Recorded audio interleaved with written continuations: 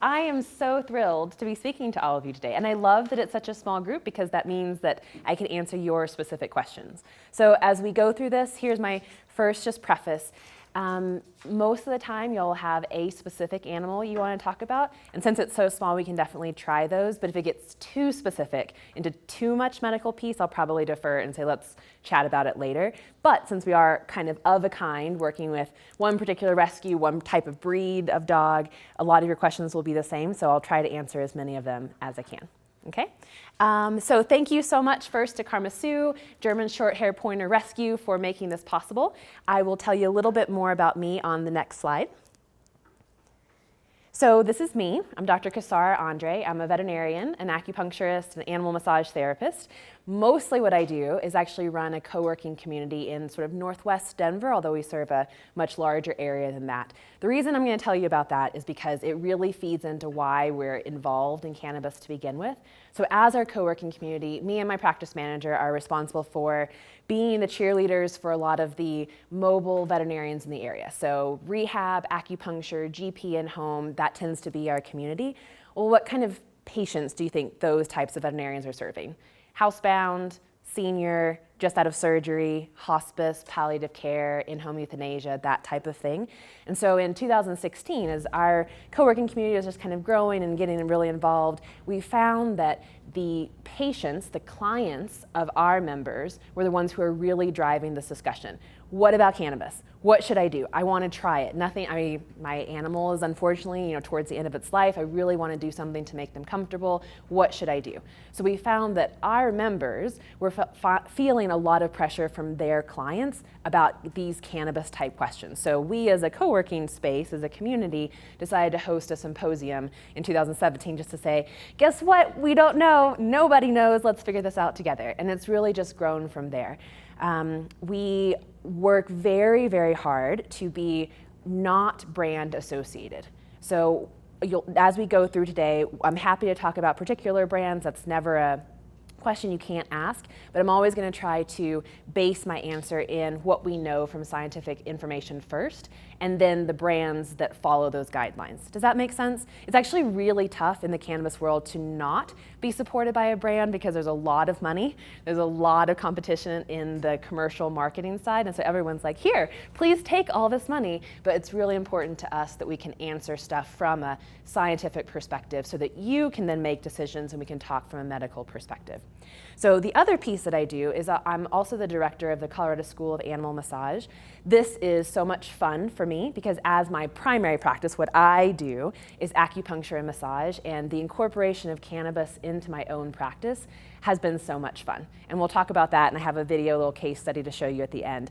But the amazing intersections that cannabis has with all the modalities we're already using is incredible and very, very fun to explore. And we'll talk about the endocannabinoid system and why that is impactful and all that as we go through. But I just wanted to give you a little bit of a preface. Okay, next slide, please. So, cannabis. There's probably nobody who's not heard cannabis, hemp, marijuana in the world right now. Our symposium this year, our third annual one, will be global. We already have people participating in a watch party scenario we just had an email from someone in Guatemala. There'll definitely be a group in China that watches, Korea, definitely a group in Colombia, Brazil, Canada has a couple of groups that will watch, and definitely throughout the United States. So when we start to think about cannabis, we really have to make sure that we're thinking at a global perspective. Just because something happens here in the United States or our policies are a little bit specific, recognize that whoever you're talking to, friends, neighbors, they may not have that same interaction. So we just want to make sure our terminology is really, really clear as we go through. This has changed so much in the past 3 years that we've been working on this. Just the countries that have come on board, and obviously I put my global scale up here, but if you look at what states have made different policies, changed their policies, probably month to month, almost week to week, something changes in cannabis realm. And so just keeping up with that is sometimes a little bit difficult. So we will talk about legal as we go through today as well. Next slide. Okay, so like any good thing that you want to learn, you have to make sure that you know how to speak the language, or else you're always going to be confused. And whenever you try to educate someone that you know or ask a question, especially when we're talking about a medical case, if you're not using the same terminology, everyone's lost. Okay, so let's just lay some groundwork first. This, I'm sure you've heard, cannabis sativa, cannabis sativa. If you're anywhere, any intersection in the cannabis community, you'll also have heard this argument of, is it cannabis sativa, or is it cannabis indica, or is it cannabis ruderalis? That's an old argument that from a medical standpoint, we don't care about. I put it up here because you will hear all of those terms. This genus, so cannabis genus, and all these subspecies, they all interbreed, right, and can make a very productive offspring. So it doesn't really matter from our perspective. It's a very cool argument and discussion to have with a grower or a producer, but from your sides, from our brains, we don't really care about that. So you'll notice as I go through this presentation that I'm actually pretty careful about my terminology. I'm going to use the term cannabis if I'm just talking high level from this genus of plant, and then more specific as we start to think about specific properties of those strains. So cannabis as the bigger group, and then subspecies or variants within that species, hemp and marijuana. So hemp, marijuana, you need to be really clear about what that means because you will get confused if not. Slide. So when you think about the hemp plant, I want the first thing to jump into your mind be fiber producing, is responsible for making fiber. That's what we breed it for. And the marijuana side being really good at producing resin. Next slide. So if you don't know what resin is, you're missing out because it's very, very cool. This is, if you've ever seen a cannabis plant, they have the buds and the leaves at the very top, and these very microscopic structures called trichomes. This is what all the fuss is about. So all the medical molecules that we're interested in, that we're trying to utilize, are contained in this sticky resin. Okay? If the plant has been bred to produce a lot of resin, that makes it a marijuana plant. If it's been bred more for the long fibers, next slide, that's going to be a hemp plant. Okay, so just to give you a visual of these are very different plants when we were breeding them for this traditionally. Now then came an interesting time point in government, legal, policy. We needed a number to make a designation between these two types of plants. So what if I said, I need a number that designates the difference between THC was the big question mark when all these policies kind of came up. So if I just asked you offhand, which of these plants is going to produce more THC? Your answer should be this one, right? Because it's making more resin, which has more THC in it. Versus this one is going to still produce some THC, but not nearly as much because it's mostly being bred for its stalks and for its leaves. So in today's world, it doesn't make a lot of sense to think about what it was grown for originally because all the laws are based on that 0.3% THC that's contained within the plant. But it does make sense if we know some of that history because we know that the hemp plants were bred for fiber, so they're going to be by definition, legal definition, less than 0.3% THC and marijuana containing more. Well, I already told you that all these species of plants can interbreed. So if you think about states like Colorado, California, all the medical states especially, or if they have recreational laws, the growers can make these plants do anything. So today, we can have hemp plants that are still technically have less than 0.3% THC, but are still really good at producing resin. So the reason this is a really important piece to start off with is it can be very confusing on the terminology side. What you need to tuck in your brains now is this piece. I think I have one. Oh, no, go back one. Is just this. If you hear the term hemp, when it was grown, it had a little bit of THC. If you hear the term marijuana, it had a lot of THC. And that's all you actually know about it. So we're starting to see a lot of consumers taken advantage of by a lot of companies pushing, well, this is a hemp plant, but it doesn't tell you anything that's in it. All you know is at the time of harvest, it had less than 0.3% THC. You don't know anything about how it was processed, any of the other molecules that are in it, anything about that plant. So we're starting to come into a time of the industry where you really need to be careful on the marketing side because unless you know these definitions, it's very, very easy to spend a lot of money for a product that's not getting you even what you think it is. So questions on that? How does everyone feel? I need everyone to be really confident on that piece. Good? Good? Okay there? What did you say? Yeah, absolutely. This is very, very confusing and important, especially when we get into hemp for animals versus humans. So that 0.3% THC is important for us just to know, but even more important because it impacts very strongly all these legal definitions. So as the DEA, Drug Enforcement Agency, right, they're the group that said there's Schedule 1 through 5. So 5 drugs are the ones you can kind of purchase over the counter. 2 through 4 are the ones that you have to have a script for. So as a veterinarian, I have a DEA license. I have a license to prescribe things 2 through 5. So that's antibiotics, pain meds, all my surgical meds, all that type of thing. Schedule 1 substances have been declared as not having any medical use and being very high potential for abuse. So other drugs that are in this category are heroin is a great thing to kind of, that's also Schedule 1, as we start to think about how we use cannabis, why there's a lot of angst in the community about these shouldn't be classified together. But when we say we can't prescribe Schedule 1 substances, it's because it's in that category along with heroin. So as a veterinarian, and my DEA license is the same as an MD, a DO, all across the board, we're not allowed to officially prescribe this. I can't write you a script because my prescriptive authority doesn't allow it.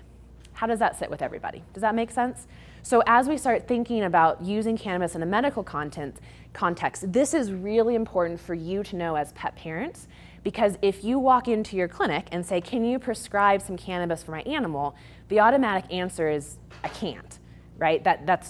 I'm not legally able to do that. So we have to find a way around some of these restrictions while still keeping with our license that's given by the DEA. What veterinarians can do and should be doing is this piece, providing harm reduction education. And as we're going to find out, cannabis does have some really important interactions with other pharmaceuticals, medical conditions. So any animal that is receiving cannabis, that veterinary team has to know about it, because we need to be able to monitor for good things, but also the bad things to make sure that animal stays safe throughout the entire time. Okay, so that's what veterinarians should be doing. However, most of my colleagues are really just have this piece in their mind of it being Schedule 1 and aren't yet sure how to interact with these questions, because this is a substance that we really haven't had these questions asked about before. I'm just going to share one quick antidote just to give you a mental picture of why just because it's Schedule 1 does not mean that veterinarians cannot discuss it. Has anyone heard that? This is actually an interesting question just for y'all to give me some feedback on. Have you heard that veterinarians cannot discuss, and I emphasize that word, discuss cannabis? How prevalent is that in your worlds at the moment? Show of hands? No? Yes? No? Kind of? Discuss. Yeah, that veterinarians are not allowed to discuss. Have y'all heard that? In talking, mine was excited that I was coming Good. today, in the fact that she didn't have an idea, yay or nay. Good. And hoped I was going to come back Yeah. with something that was going to maybe give her some education. Absolutely. Not that she isn't the smartest person and the best person in the world. But that information hasn't really been Yeah, available before. Right. So that's Where do I go actually, for the information that. exactly. That's a huge, actually, positive development from the veterinary community over the past probably 1.5 years. When we first started this journey, there was a huge amount of fear to even talk about the use of cannabis in an animal because of this. Because of schedule, like, what does that mean? We don't talk about heroin in animals, so does that mean I can talk about cannabis? And no one understood what that meant. The reason that I have always been very okay with talking about cannabis with anybody is a little bit of my background as a veterinarian. I served as a veterinarian for the military for 4 years right out of school, and did reserve for the past couple of years. So I was an active duty officer, reserve officer for the Veterinary Corps for 10 years of my career.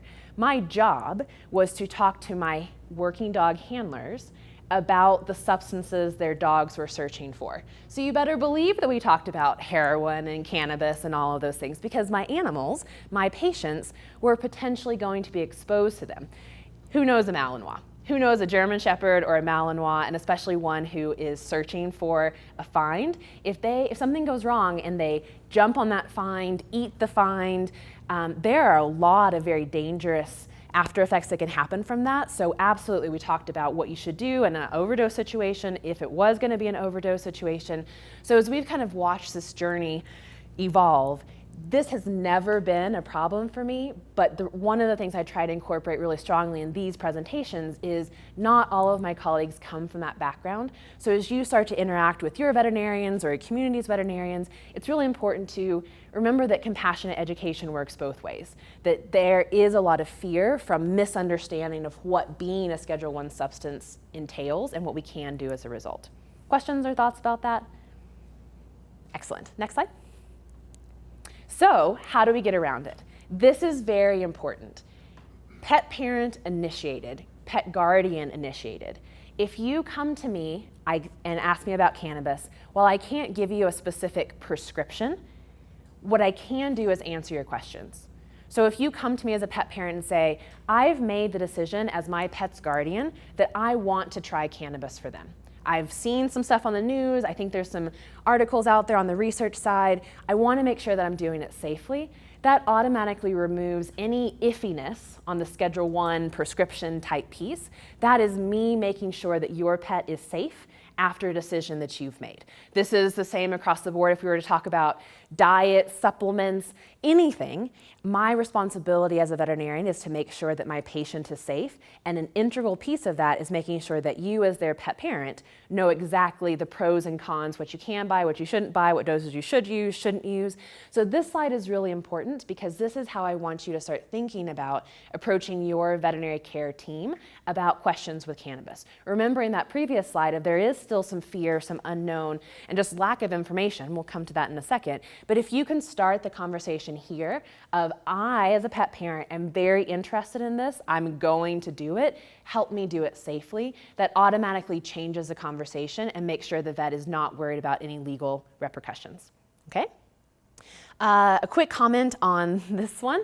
Exposure to cannabis is occurring, and there is definitely risk without veterinary oversight. A large majority of the calls that we take, most of them are consults and actually helping work through cases, but a lot of them tend to be a pet parent who's tried something on their own, usually from a dispensary, so very high, we'll talk about that in a minute, but very high on the THC side, and they're calling us because their animal just had a miserable night, because they just spent the entire night with this poor animal who is peeing all over themselves, totally stoned out of their minds, just miserable, and they feel really bad. And so now they're asking for some assistance. I feel very bad when that happens because it means that they did not receive education from their veterinary care team, but I also understand why that happened. So a lot of times that's when we are able to come in and say, that doesn't mean that cannabis is wrong for your animal, it just means that was the wrong product, that was the wrong dose, that was the wrong time and situation for administration. So we see evidence of risk when the veterinary care team is not involved. So if you can just keep that in mind and remember that you need to initiate this conversation, it's going to make a lot of those things go much smoother. Thoughts or comments there? Excellent. Next slide. Okay, while most people ask me to come and talk about cannabis, cannabis is very cool, but it's not as cool as the reason we're interested in it.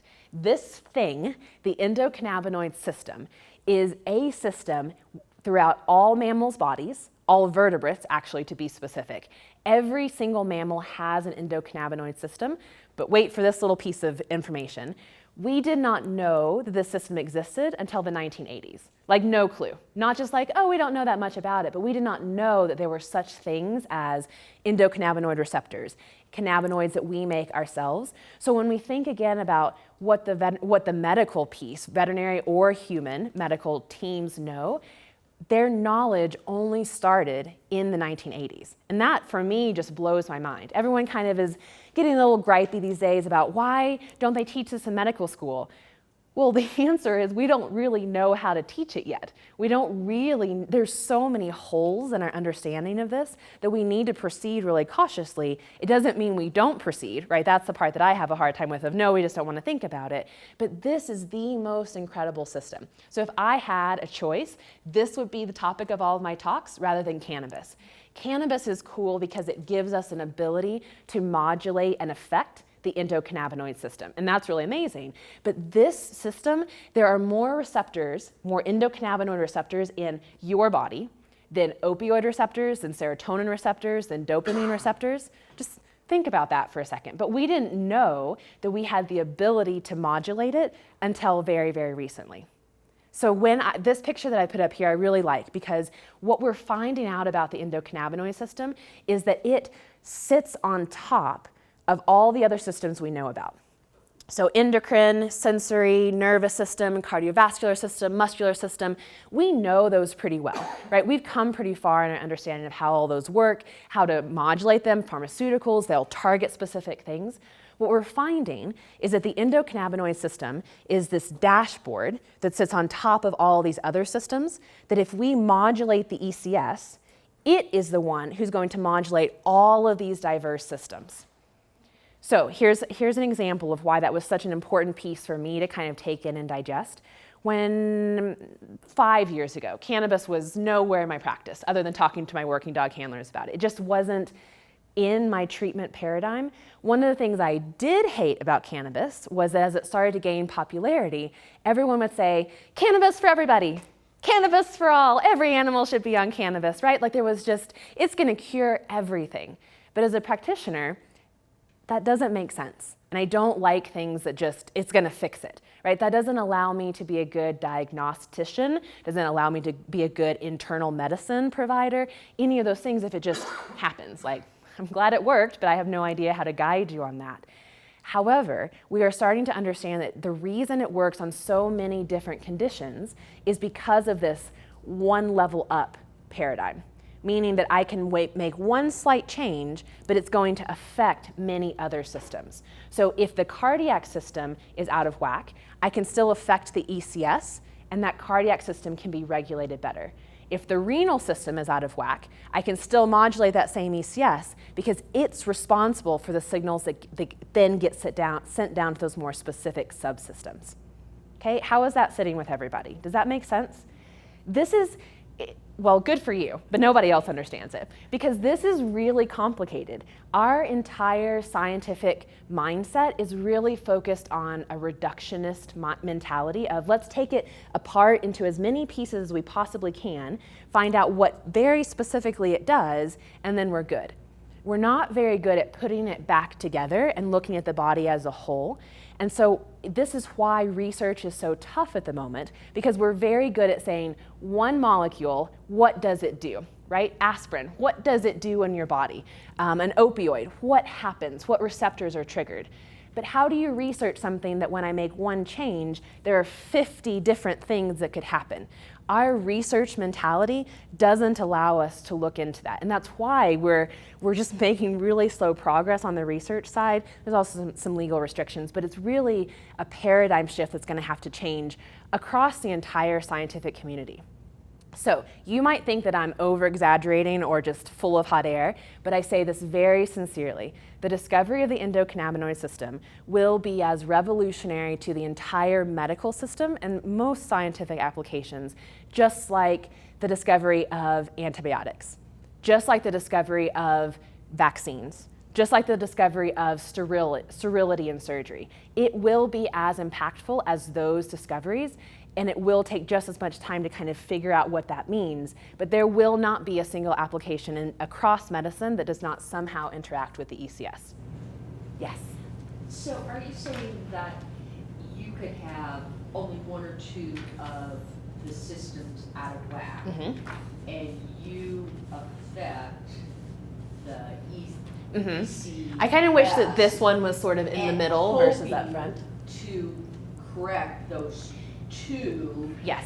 But that's going to affect everything else. Yes. So then you may get those two better, but then you could throw two or three out of whack. But what a great question, because that stems very much from our current medical practices of, if I give you a blood pressure medication, how long is a list of side effects that come with it, right? We laugh about that at all the side effects listed on the TV commercials of, that's gonna make me feel worse than that one medication is, right? But the reason is because we are assuming that we have enough knowledge of how these smaller systems work, that if I make a little tweak here, I'm not gonna throw anything else out of whack. To me, that's very egotistical, that assumes that we know how that system exactly interacts and what I need to do to change it. But we're kind of a little bit egotistical in the Western medicine mindset, and so we're very slow to recognize that we might not have all the answers. So you're kind of describing a piece of, if we were to correct these two systems, it might throw the rest out of whack, because that's what we kind of know. What I'm saying is that this endocannabinoid system's, its job is keeping all of them in balance. Like that's what it's for. It is responsible for homeostasis within the body. So if I simply support the ECS on its own, it will bring all of these back into balance. It by itself will correct the big problems, but also make sure that adjustments are made in the ancillary ones. Isn't that amazing? But hopefully that draws a good picture of how foreign that concept is, because we don't have another system that does this. This is mind-blowing to me as a practitioner, and also amazingly cool, because I can just make one little tweak and I don't have to know all the specifics that are going to happen. I just have to know that the ECS is going to bring balance to all of them. However, think about some of our very Western mindset practitioners, especially the specialists. I love specialists, but I also like to just give them a hard time sometimes, because they've spent so much time getting really good at their field. If I tell them, you know, I can just kind of simply change it from the outside, it's not exactly what they want to hear, but they've also, when we do find a specialist that's willing to work with the ECS, bringing their knowledge of what they already know and combining it with the ECS is incredibly powerful. But that's why you find that a lot of specialists are probably the last to come on board, because they've spent so much time in their small system. It's hard to think about, wait, something else that I've never heard of could affect it quite strongly. That was a great question. Anything else? Any other topics? Yes. I assume that cannabis was named before the 80s, before we knew about this. So is the endocannabinoid system name, is that based on? What a great question. Just curious. It's a fantastic question. Yeah, thank you. I'm very bad at repeating questions, so thank you for the reminder. So the question is, where did some of these naming conventions come from? Like, if we didn't know about the ECS and all these pieces, like, how did it end up with the endocannabinoid system? So the reason we started looking for this was because the cannabis plant got people high. And someone was like, well, why does that happen? That's really interesting. What should we be looking for? And so that's actually why THC is the molecule that kind of got villainized faster, because that was what they were researching. They recognized that molecule and what it did. So people started researching, cannabis plant causes these effects in humans. Interesting. What molecules can we find that we can replicate in mice and dogs and other humans that also create these effects? And so then we found a receptor in the body that matched the THC molecule. And so we called, well, that receptor must be part of a bigger system. So it must be the inside cannabinoid system. And then from there, we'll come to this in a second, but there are so many molecules within the cannabis plant, much, much more than just THC. That's kind of where it started from. But it's a great question, because now the naming convention gets even more confusing, because we have lots of cannas and cannabinoids and endos and exos and that type of thing. So it always, if you could go back with hindsight and rename something, we probably would have been easier. But that's why, yes, they are linked, because we started looking for this because of the cannabis plant. Anyone want a gold star or bonus points for naming me another system that was discovered because a plant modified it really strongly? What about this other Schedule I substance that I mentioned, like heroin, so opioids? Okay, talk to me about opioids. Like, where does an opioid come from? How do we know about opioids? From poppies, yes, poppies, right? Exactly. And one of the reasons this is a great analogy is there are few side effects from poppy tea that's been used throughout ancient times. Laudanum was next, so a concentrated form of the poppy extract. We had some addictions and some abuse of that, but then when we learned to chemically concentrate it more into morphine, all these derivatives, fentanyl that we have now, that's when we really started to get into trouble. So we find that it's the exact same thing in cannabis. It's very rare that a very plant-based form causes problems. Pretty rare. When we concentrate it, so far as pharmaceutical companies are trying to do now, so we have synthetic forms of these particular molecules. The research studies on those are going really poorly. They have lots of negative reactions, the patients don't like taking them, but we just see this trend of when we kind of keep things plant-based or have lots of complicated molecules involved, the bodies that you administer it to tend to do well. They can kind of find their own balance in there. It's when we refine it and make it very, very strong that we're able to overcome some of the natural defenses against it. Now, sometimes we need that, right? After you have a surgery, you very much want to have some surgical opioids on board before you go in and afterwards, but it doesn't mean that we always need to use that strength of it. So we'll talk about ratios of molecules and all of that in a minute, but it's important to keep in mind that knowing where it comes from, plant-based versus synthetic, really helps us on the safety profile, safety aspect. Also a great question. Anybody else? Excellent. Next slide. So just like I told you for hemp, I want fiber producing to jump into your head, marijuana, resin producing. When you hear the term ECS, endocannabinoid system, you don't have to know all of the amazing things that are being discovered about it, but I want these 3 words to pop into your head.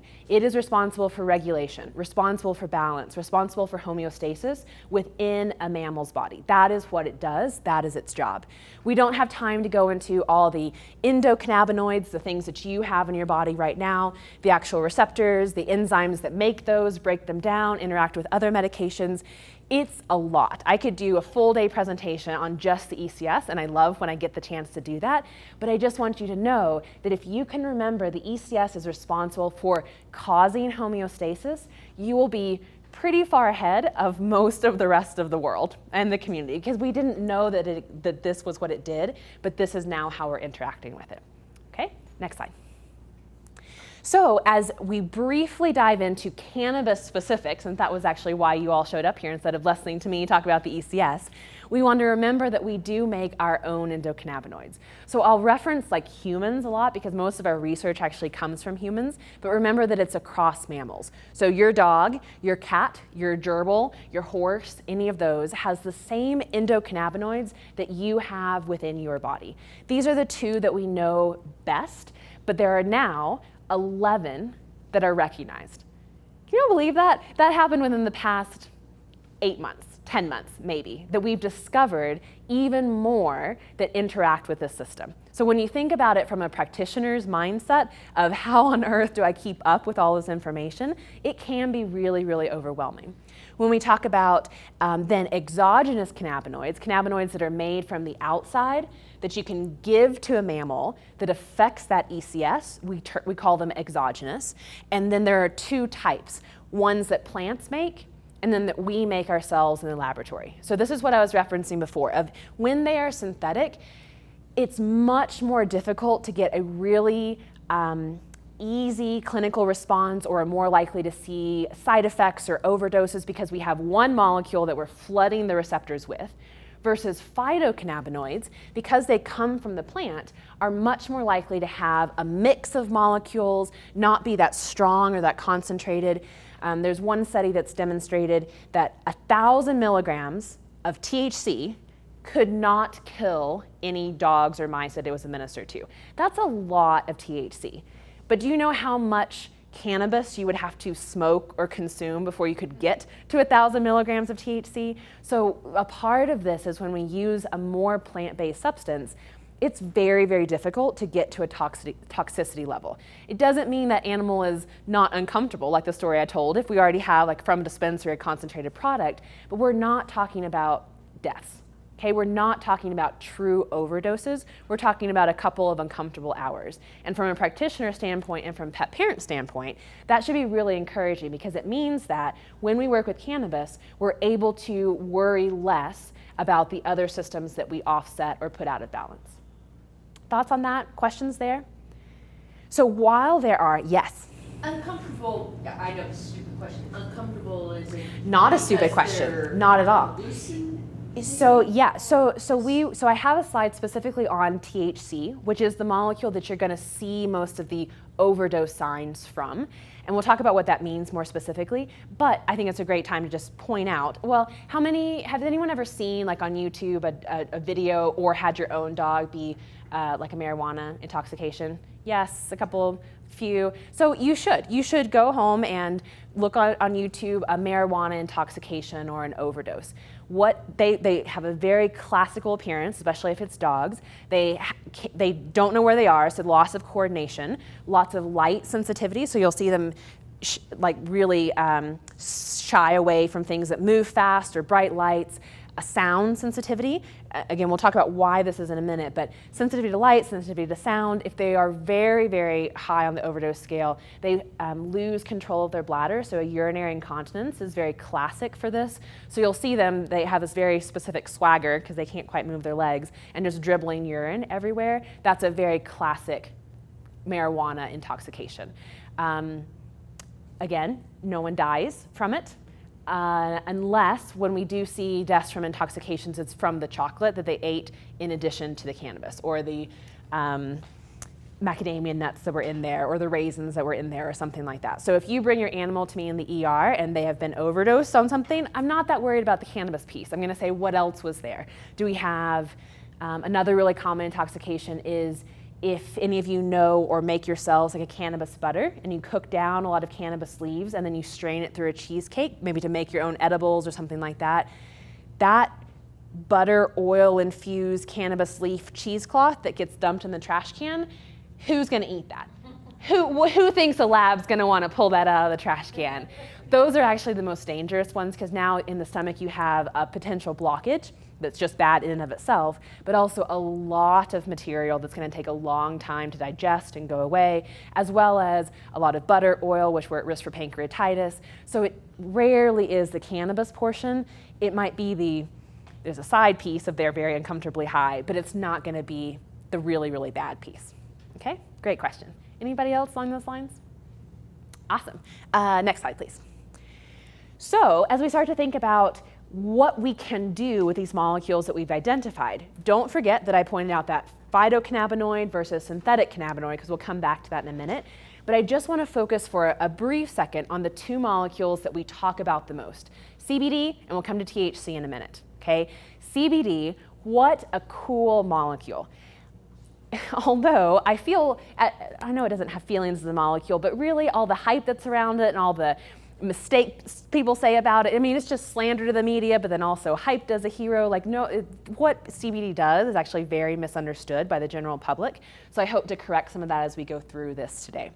When we think about the CBD molecule, you don't have to remember this, but I want you to kind of tuck it in your head somewhere. If you ever hear this phrase again, so endocannabinoid, molecules that are inside the body already, reuptake inhibition.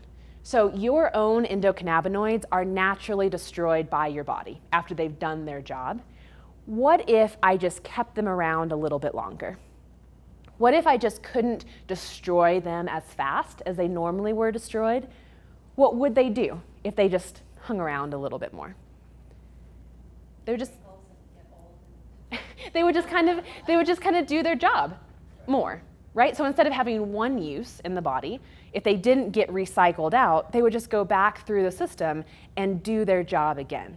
So CBD is amazing in its supportive and regulatory effects, mostly because it is keeping the body's own endocannabinoids around and available for use longer. That's a really important concept to walk away with because it means that this is a great explanation for why CBD fixes everything, right? I don't believe that, but it's what you hear quite a bit. Because it's working on the ECS, keeping endocannabinoids around, that means that it's working on balancing the entire body. So it actually does make physiologic sense, but it's important for you to recognize that it's not CBD fixing renal disease and heart disease and pain and muscle spasm and breathing and all these pieces, but it is allowing the body to keep its own resources to be more practical. This is really cool for me as a massage therapist and an acupuncturist because we're finding that the acupuncture system of medicine, massage, all those modalities are actually working on the ECS. There was a really interesting paper that came out recently talking about how acupuncture very much stimulates the ECS. So when you think about if you have more intersection with acupuncture and massage, that's a really good explanation for what CBD is doing in the body. We are we are prepping the body to help itself, giving it resources to help itself instead of kind of forcing an action, right? That's a little bit more of the pharmaceutical side of body, this will happen, versus what do you need to have happen? Let me just support you kind of from the side. Questions on that? That's a pretty key point to take away. The other part to keep in mind is that CBD absolutely does have interactions with other drugs. Over 60% of the pharmaceuticals that we commonly use are metabolized by the same enzyme that metabolizes CBD. So if I have, let's just do a seizure dog example for a second. If I have an animal who's already on phenobarbital, which it is metabolized through this particular enzyme, which you don't have to remember, but it's called cytochrome P450 in the liver, and then I suddenly add a bunch of CBD to that animal's system, it makes a lot of sense that the phenobarbital is going to stay around in the body longer because I just doubled the workload of that one particular enzyme. So we often see that we're able to lower the dose of our anti-seizure meds, in this case phenobarbital, because it's taking longer for it to have its turn through its metabolism mechanism, because somebody else is in the way. It's like, y'all may not understand this joke. If this was a veterinary audience, you absolutely would. Like 90% of small animal veterinarians are female. So if you go to a veterinary conference and you're female, you better go to the bathroom early, because there will be a line outside of our door, and the guys are just like 1 or 2 guys in there. So think about, if I double the people that need to go through that door, it's going to take much longer to make that happen. This is a really incredibly powerful thing for us to know from a medical standpoint, because we may be able to use cannabis in conjunction with some very strong, heavy, big side effect medications to still get the effect that we want from the pharmaceuticals without having to go as high in dose as we would have had to otherwise. Are y'all with me on that? We still can use pharmaceuticals, but it gives us an ability to not put as much strain on the body because we don't have as much, because it's going to stay around longer. Then CBD does have a lot of its own very interesting properties, but this piece is something really to be comfortable with. You will hear this is hype by marketing, hemp companies, especially the pet community. No interactions, completely safe, there won't be any side effects. Well, that's not true. If you have an animal on a medication that is metabolized by this same enzyme, you run the risk, maybe not of cannabis issues, but of potential harm from that other drug being too high in their system. So for these companies to say, it's great, just try it on your own, there's no harm that's going to be possible, that's really not true. And it's very scary from the veterinary side of that to have pet parents not necessarily feel comfortable enough to tell us that their animal is on cannabis, because it interacts, like, look at this, guys, that's over half of how I would help your pet. That's over half of my anesthetic drugs, my protocol, my other pain medication, my seizure, my blood pressure, my heart meds. All of those things that I need to know that there's some other drug that's going to make my other pharmaceuticals stronger. Are there any questions about that? Because that's really important. Yes? So like with the phenobarbital, then would that cause liver damage? So if we left it too high, it could. What's really amazing is that cannabis is also really good at helping the liver repair itself, because we have also CBD in there, which is going to be this reuptake inhibitor. So sometimes we can use it in conjunction to try to repair damage that was done. So this is really trying to point at that open communication of everyone has to be on the same page of knowing what's in that animal's body, and that it gives us the potential of lowering a lot of those more dangerous pharmaceuticals. We see this, exactly. We see this work really well with steroids. There are many things I love about cannabis, but cats with IBD, right? We don't have really good ways to help those little guys other than steroids. And it's very hard on their bodies. They die much younger because they have constant steroids in their body. We can often get them, maybe not completely off, but at a super low dose of steroids when we use cannabis, because not only are we increasing the efficacy of the steroids themselves, but we also are probably taking better care of the primary problem, and it just becomes this beautiful collaboration across the board. Can y'all tell that I like working with cannabis? It's very, very fun for me as a practitioner. Good. Next slide. So I told you that I can't go into too much mechanism, and so I won't. But I like this diagram as a single small snapshot of how CBD, the molecule, works within the body. So we've already talked about how it prevents the reuptake of endocannabinoids. So these are other things that it does. We've already left that reuptake inhibitor, so it's doing that already. Notice that we actually have it interact with the CBD, with CB receptors, so actual cannabinoid receptors. This is interesting. So you can see my THC molecule binds really strongly to these receptors. And so if we have THC in the body, it's going to bind there. That's when we have our overdoses, our intoxications. When I have CBD in the mix, notice how it changes this receptor. So it's more difficult for the THC to bind, and it binds at a slower pace. So if I have a dog, again, let's say, who walks into the clinic who is very high, very stoned, if I give him some CBD, like an isolated CBD molecule, it will bring down his high because those THC molecules cannot bind onto those receptors as easily. Versus several $1,000s worth of flush his stomach out, IV fluids, like all the stuff that we kind of do at a traditional medicine level, we can just give probably $5 worth of CBD in a couple of time points, and that animal will take care of itself. So no, the animals are very uncomfortable when they're high. We don't like them there. We can absolutely mediate those results by just knowing how those molecules are working. Opioid receptors, dopamine receptors, serotonin receptors. Who thinks this one's super cool? How do we interact with serotonin receptors a lot of times in the veterinary medicine field? What class of disorders do we tend to work with the serotonin receptors? Any thoughts or ideas? Depression, good, absolutely. So more on the human side, so an SSRI. But what about, with y'all's German short hair pointers, I cannot believe that none of your dogs have an SSRI on board or something that we're trying to modulate on the anxiety piece. This is cool because we have CBD actively bind at the serotonin receptors without any of the side effects of a lot of our other behavior modifying drugs. Now, it does not mean that we don't also need those other stronger pharmaceuticals, at least to begin with, but what if we could just use them in conjunction, maybe wean off those stronger meds eventually, and then just use CBD. So this is where we're moving to as a medical community, of being able to use all of these in conjunction. So I think this slide is very, very cool. Any questions about it? How does that sit with everybody? I think it's super, super cool. Absolutely. And this is much bigger right now in the human medicine field than veterinary medicine. We don't see opioid addictions in dogs and cats, right? We're just, sorry, you can't have your tramadol. I don't know what you're going to do about it.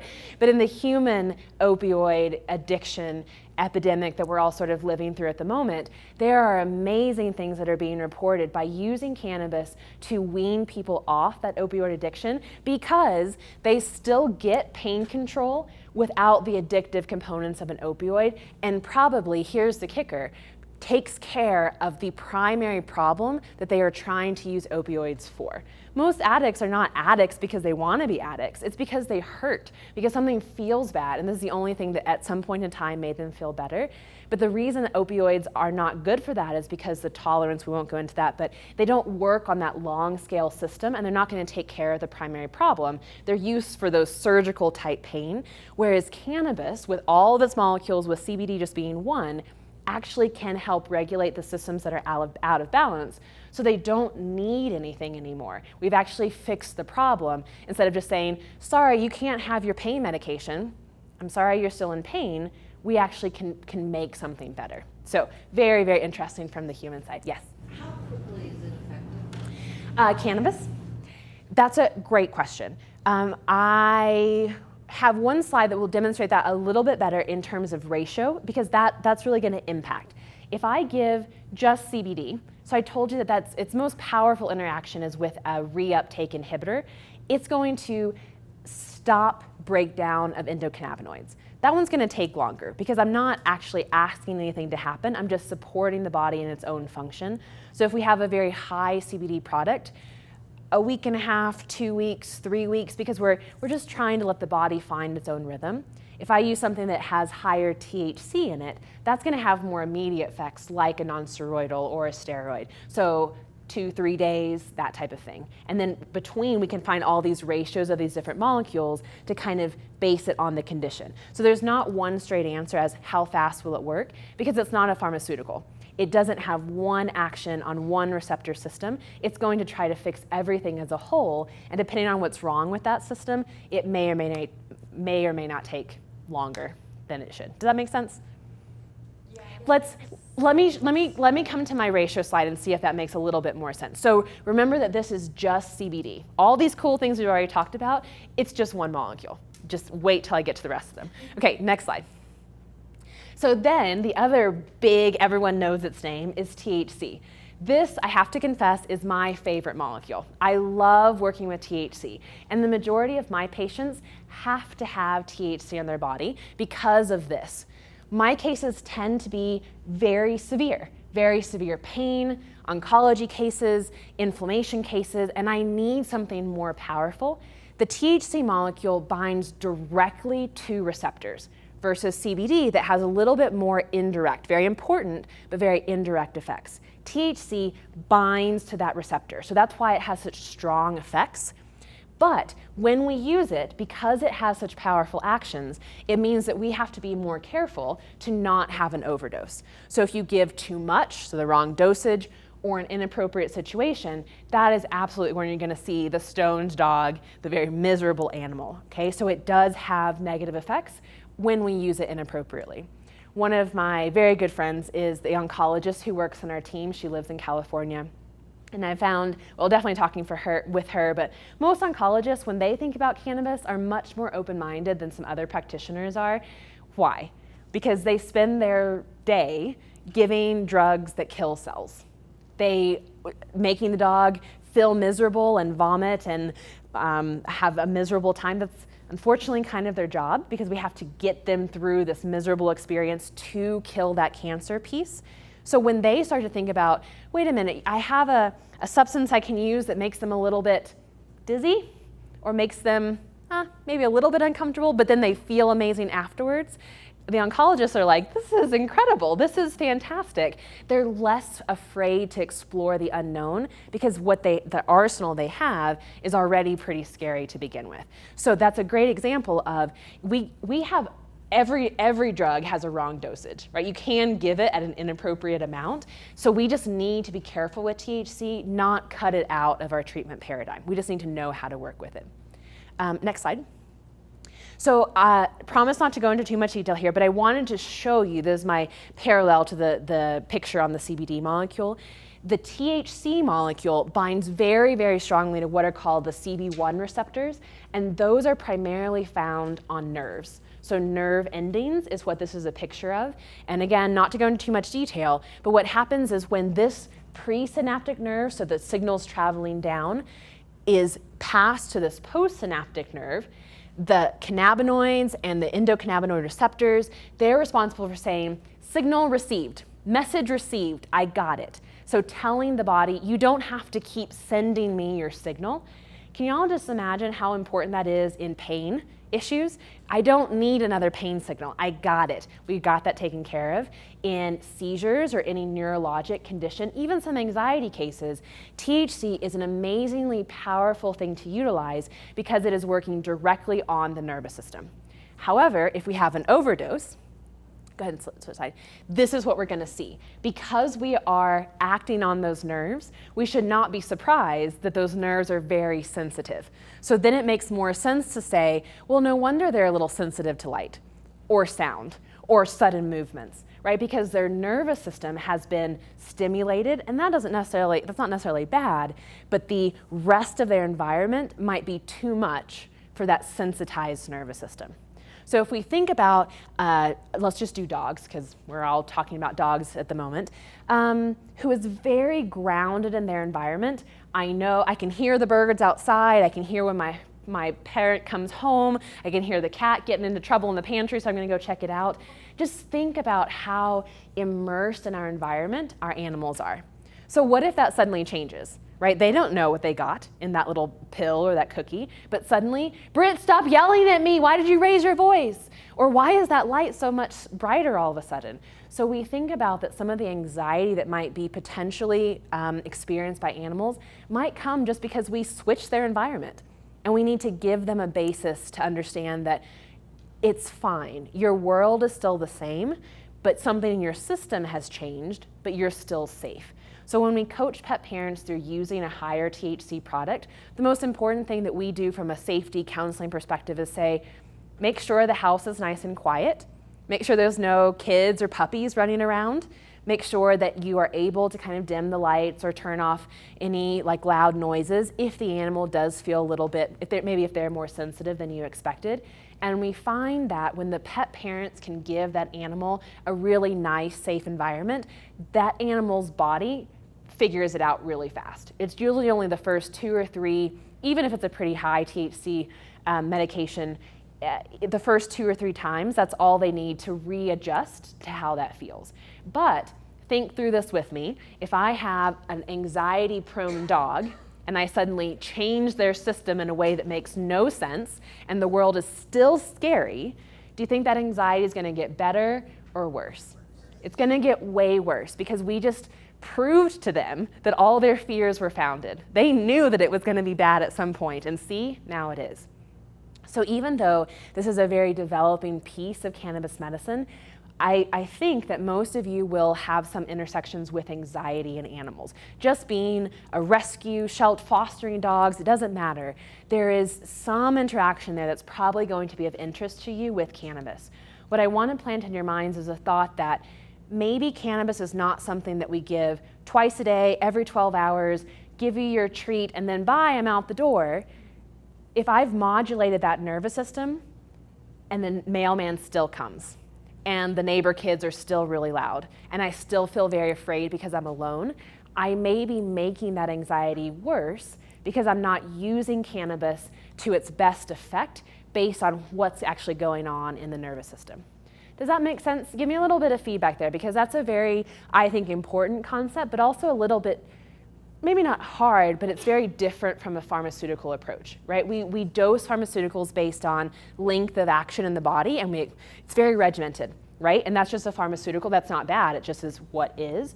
When we think about using cannabis, we really want to think about what happens to that system, how is it made more malleable, and can we use that to a positive effect. So some of the anxiety cases that I like to work on, or what we're experimenting with is, what's the golden period? When should I give cannabis and then do training? And we're finding that maybe an hour and a half to 2 hours after administration, there's this really nice, I'm okay with my world.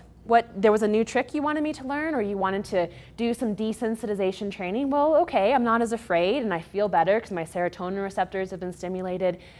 We're finding that there's this really important time component to cannabis. So from the bigger medicine ideology, we've kind of got receptors, we've kind of got metabolism down, we've got the molecules itself, but I believe that there's a temporal component that we're missing of when we administer cannabis to get the effect that we want. And that's just very, very, very slightly beginning to be explored.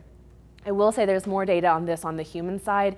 As a veteran, and I have many, many people in my life that deal with mental illness, that have been lost to me because of mental illness, and a lot of things in those directions. So the research that's being done in PTSD is really interesting. They're finding, again, this time window that when veterans, particularly most of the research is done in veterans, take cannabis, when they then enter into a time period with their therapist or some desensitization training, that it makes the nervous system more adaptive to what it's being fed.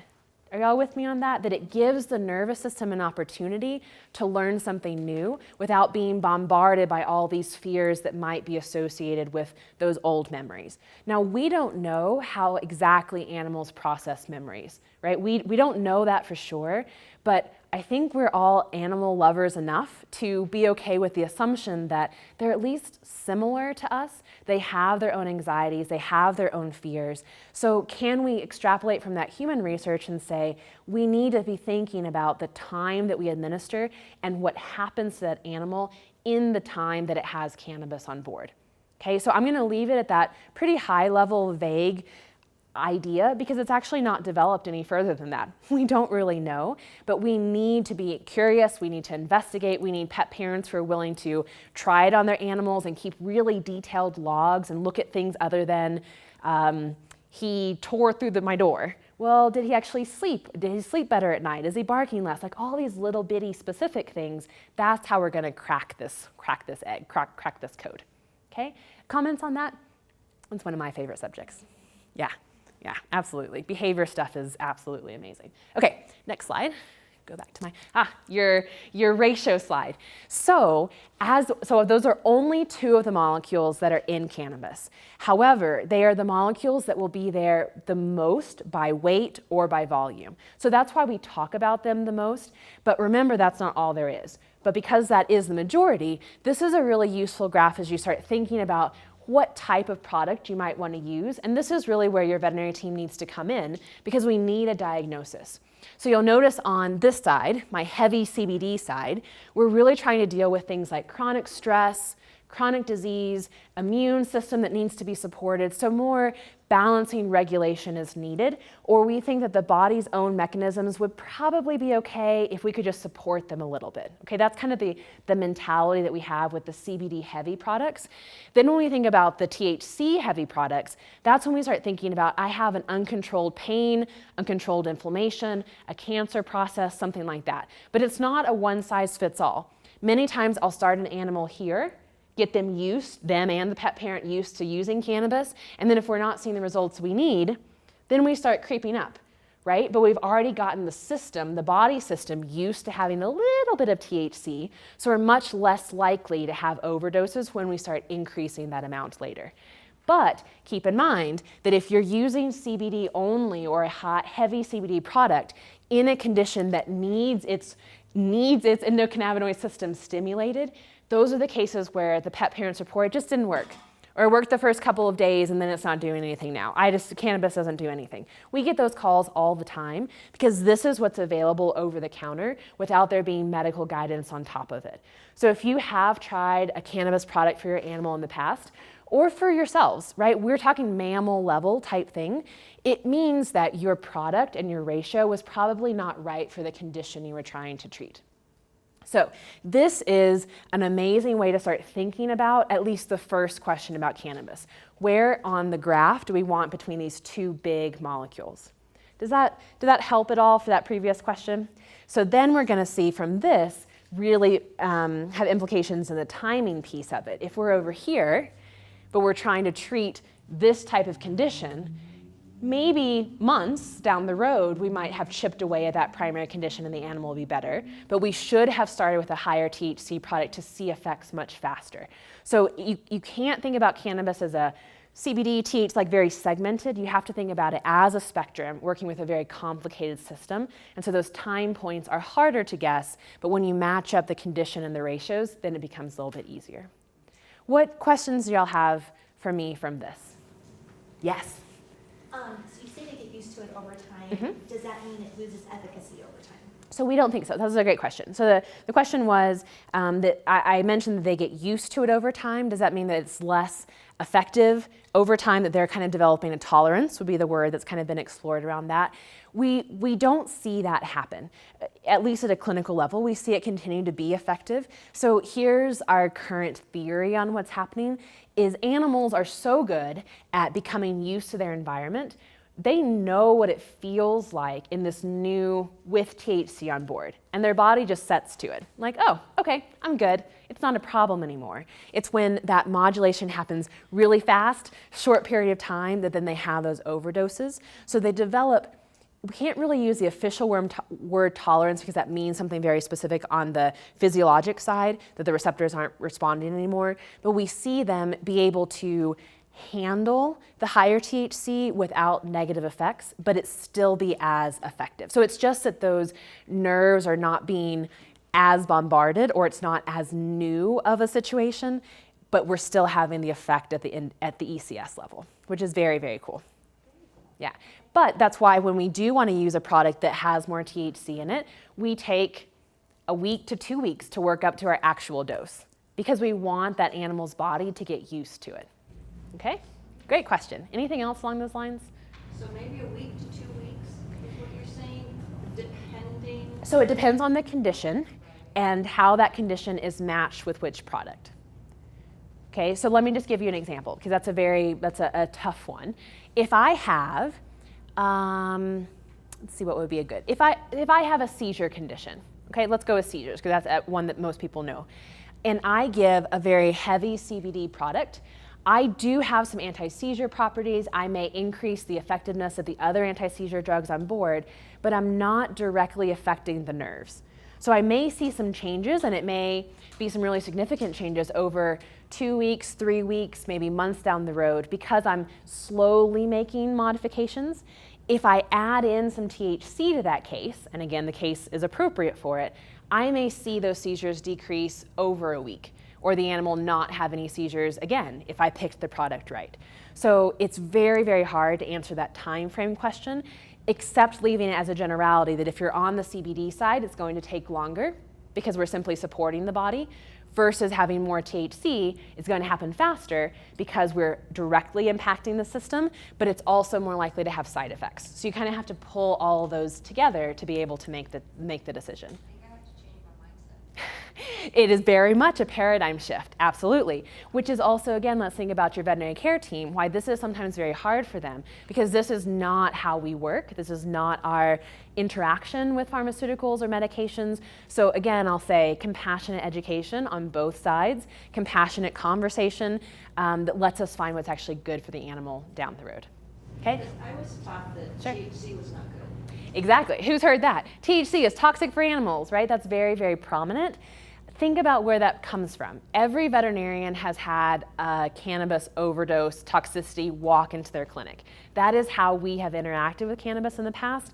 The miserable animal who's peeing all over themselves and so stoned out of their minds. That's why that phrase, THC is toxic, we shouldn't use it in animals, because that was the only thing that we've seen.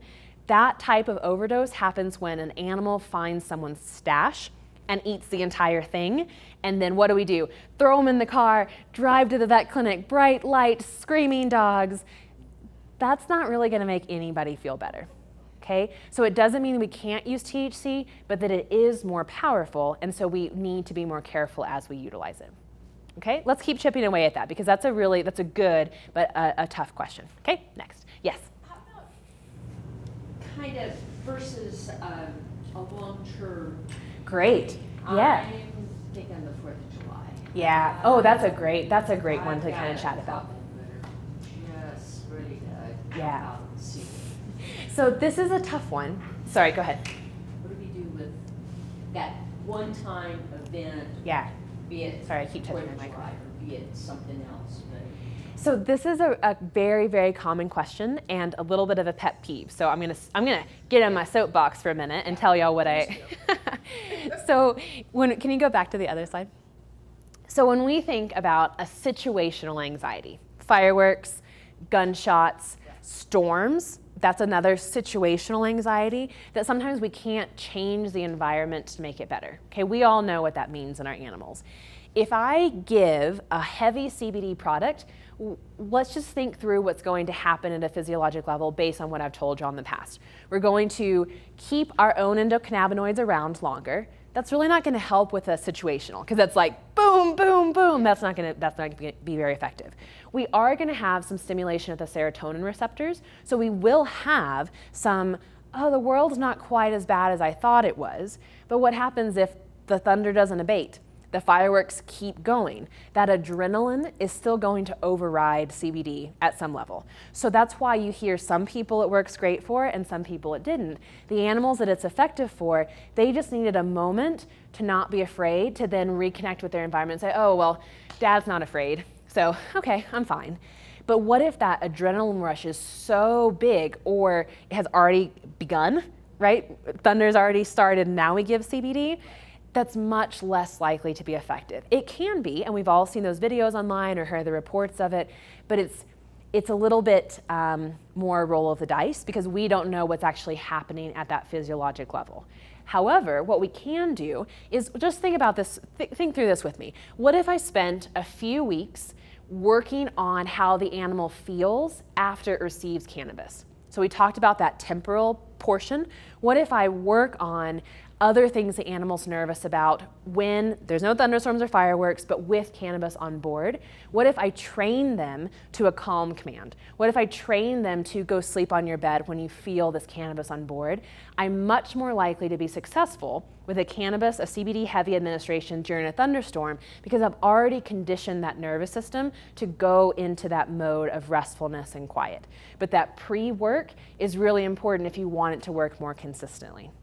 The other piece is often we need to use THC because think about what's happening at that neurologic level, right? If you're worried, what are your neurons doing, right? They're firing like this to say, oh my gosh, get out. Oh, this is horrible. Someone's going to come kill you.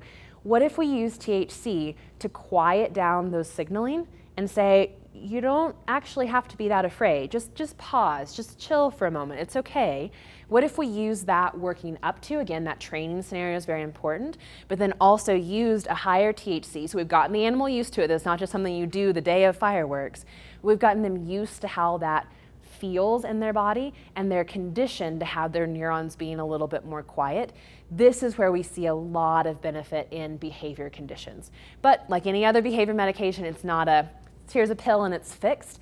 It is more of an opportunity for you to put training and behavior modification in place and maybe make more effect faster than if you used some of our other behavior modifying meds. And sometimes they have to happen in conjunction. Sometimes I have to have this very strong SSRI on board while I train with cannabis, and then I can decrease this med and only use cannabis. So behavior is this very complicated, constantly changing field because what is anxiety? Even in humans who can describe what you're anxious about, how many of us have anxiety disorders or know someone with an anxiety disorder? And it doesn't have to be based in reality. It doesn't mean that it's not their reality. So whether I'm talking about humans or dogs, animals in general, it doesn't matter. It is true for them. So we have to find a way to not just say, well, you shouldn't be afraid. Like, sorry, that's just stupid. That's not helpful. We need to make sure that we can change that nervous system so we can change their view of their world. Okay? Great question. Anything else along those lines? Cannabis is so much fun. I love it. Okay, next slide. So I've said this a couple of times, CBD, THC, we know the most about those. We've studied them the most. They're the biggest volume in some of the products that we use, but it's so much more than that. Cannabis plants, this is just average, over 400, the number's kind of up to 600 these days, 400 to 600 different active molecules in that resin, that little sticky stuff that we were talking about. So when we think about just CBD or just THC, we are missing the boat. We are missing the majority of stuff that we can be using. However, whenever I say 400, over 100 of those are actually cannabinoids, meaning that they bind specifically to receptors of the endocannabinoid system. So this is where CBG, CBN, CBA, CBDA, THCA, CBDAV, there are lots of cannabinoids. Some of them we just have a number for. We don't actually have an official name because we don't know enough about them yet. Is that, y'all with me on that? Like there are so many of these things that we don't even know what to call them yet. And then additionally, we have terpenes. Are any of y'all work with essential oils or aromatherapy or anything like that? Yeah, so we already have intersections with essential oils. Those molecules are terpenes. So when y'all, who knows where the grows are in Colorado? When you're driving down 25 and you can smell them? Am I the only one who knows where all the grows are because you can tell where they are? Cannabinoids themselves do not have any smell. You're not smelling THC, you're not smelling CBD, you are smelling the terpenes of that plant. And I didn't know that when I first started looking at this. We kind of think about the cannabinoids being, whew, that's a lot of THC in that plant. No. It is these aromatic molecules, aromatherapy-based molecules that are already in the plant. we see these terpenes be very important for how it steers the experience of the human, and we believe also steers the experience of the animal. So if I give the animal a product that just has the CBD molecule only, or the CBD molecule and terpenes, I have much better clinical effect when I give that complicated mix of molecules. Because biology is complicated. Biologic systems are complicated, and it would be very egotistical of me to think that I know exactly how to modulate that system with one molecule. That's going back to our pharmaceutical ideology. If I can give a very complicated product to a complicated system, it's more likely that that system is going to find its own fit or key based on that. So that's really, really important to keep in mind.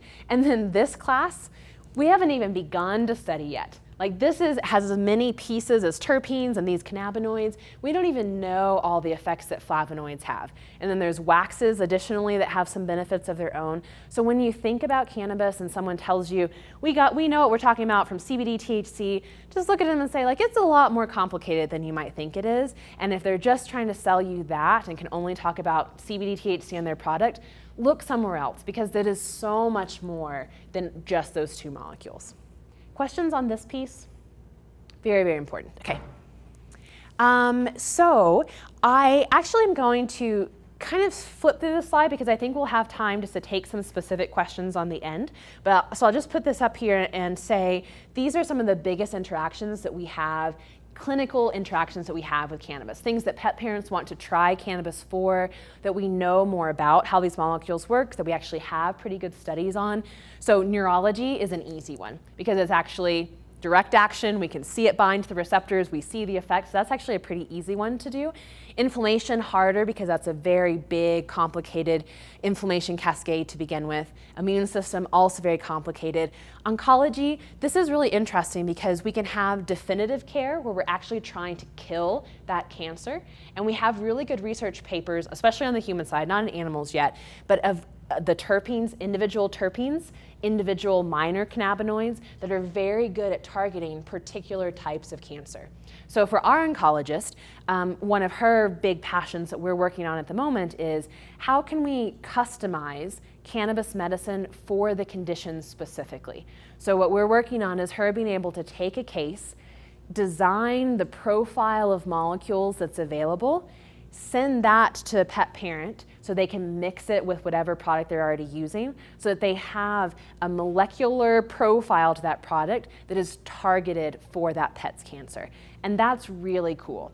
That doesn't exist right now in cannabis medicine because we are just figuring this out, but that is what medicine is coming to, that customization, that not giving you something you don't need and exactly what you do need. So that's what definitive care means, to try to actually remove that cancer, or kill that cancer. And then palliative care means we may not be trying to actually stop that cancer process, but we're trying to focus on well-being, appetite, energy level of the animal that's going through that cancer process. Yes? What about preventative? That's a great question. So the question is about preventative care, and not just for cancer, right? Like for any of these conditions, like could we prevent any of these immune system problems? Like could we prevent any of those by using cannabis? And I think that's a question that's far out of our ability to firmly answer right now. In theory, it should be. Because what we find the endocannabinoid system doing is bringing balance to all these various systems. So if you think about what disease is in general, it means a lack of balance. If your cells were never out of whack, you would never be sick. Sickness is a disturbance of the body's homeostasis. In whatever system, organ function or whatever mechanism, something is not balanced. So maybe by using the endocannabinoid system to keep the body in balance, we might actually be able to use it preventatively, but I think that's a little bit out of our reach of being able to back up scientifically. The theory's good, but I don't think we have any evidence yet to do that. The hard part is we do have some concerns about using cannabis in young mammals, humans or animals, because we don't know how the system fully develops. So why do we say over 21 to purchase cannabis in the United States? Because what? Because that's kind of like when we've known that things are mature. That's what we're That's their assuming, ego. right? Like we're assuming that the body has matured as much as it's going to, and now it's just kind of living. So what if we miss the age when that endocannabinoid system is still developing and we start supplementing? We're not necessarily going to hurt anything, but we're not going to allow that system to regulate itself. We're always going to have to supplement because that system didn't learn what it needed to do. So that's why we're just very cautious about using cannabis in young animals, pregnant animals, lactating animals, because we don't know when this development ends or exactly the stages of it. So it's more of a cautionary piece. However, do we use it in children? Absolutely, right? That's where we kind of got its big start of controlling seizures in young kids. So if I have a puppy who is seizuring or has something very wrong, out of balance, am I going to use cannabis? Yeah, I am, because I think that we see evidence of their endocannabinoid system not being balanced, right? Something's wrong. But I think it's important for us to remember that we always want a reason to be treating with anything. This is just medicine in general, but cannabis also. We need something to treat, not just, you're too hyper as a puppy. Sorry, here's some cannabis. No, that's a walk, right? That's like learning agility. That's like going out for a run. So we need a medical reason to use cannabis. Any follow-on questions from that? Did that help answer? What other questions along those lines?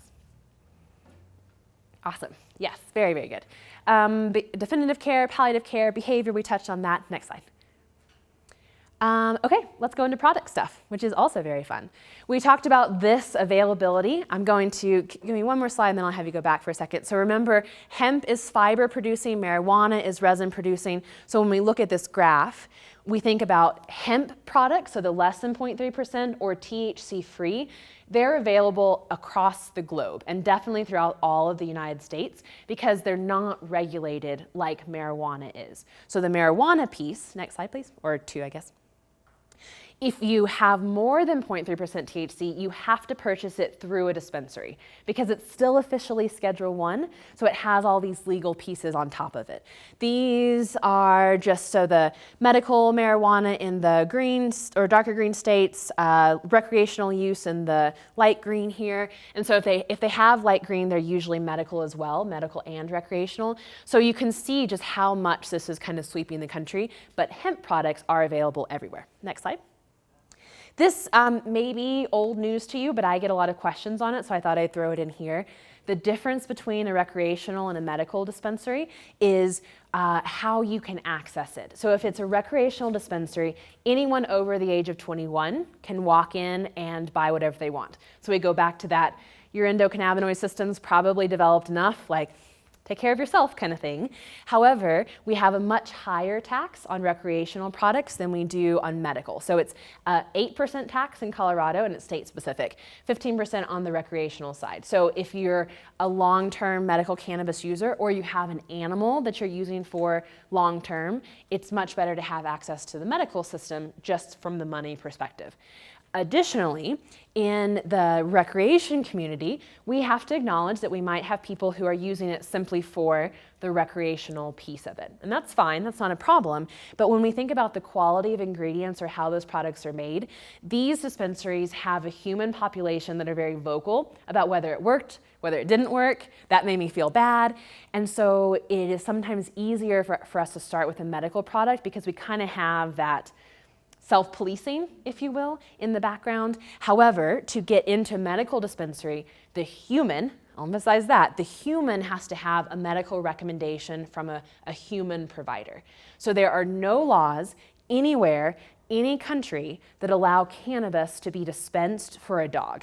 So if you walk into a dispensary and say, I would like some cannabis for my lab, they're gonna say, you don't want it for your lab, you want it for yourself, don't you? And it's a very semantics game, but it's just they are only allowed to sell to humans. So now we go back to this pet parent initiated thing. If you buy cannabis for yourself and you decide to go home and pour it on your grass, that's your prerogative. You can do whatever you want to. So we're relying on the fact that you can do whatever you want to with your own property. And although we may not love animals being classified as property in other instances, in this instance, it's really helpful you are able to do whatever you want with the cannabis you purchase with your property. So that's again why as a pet parent, you have to initiate this and say, I am going to use cannabis in my animal. Help me do it safely. What questions, I think this is confusing, so I always stop and pause here. How is this sitting for everybody?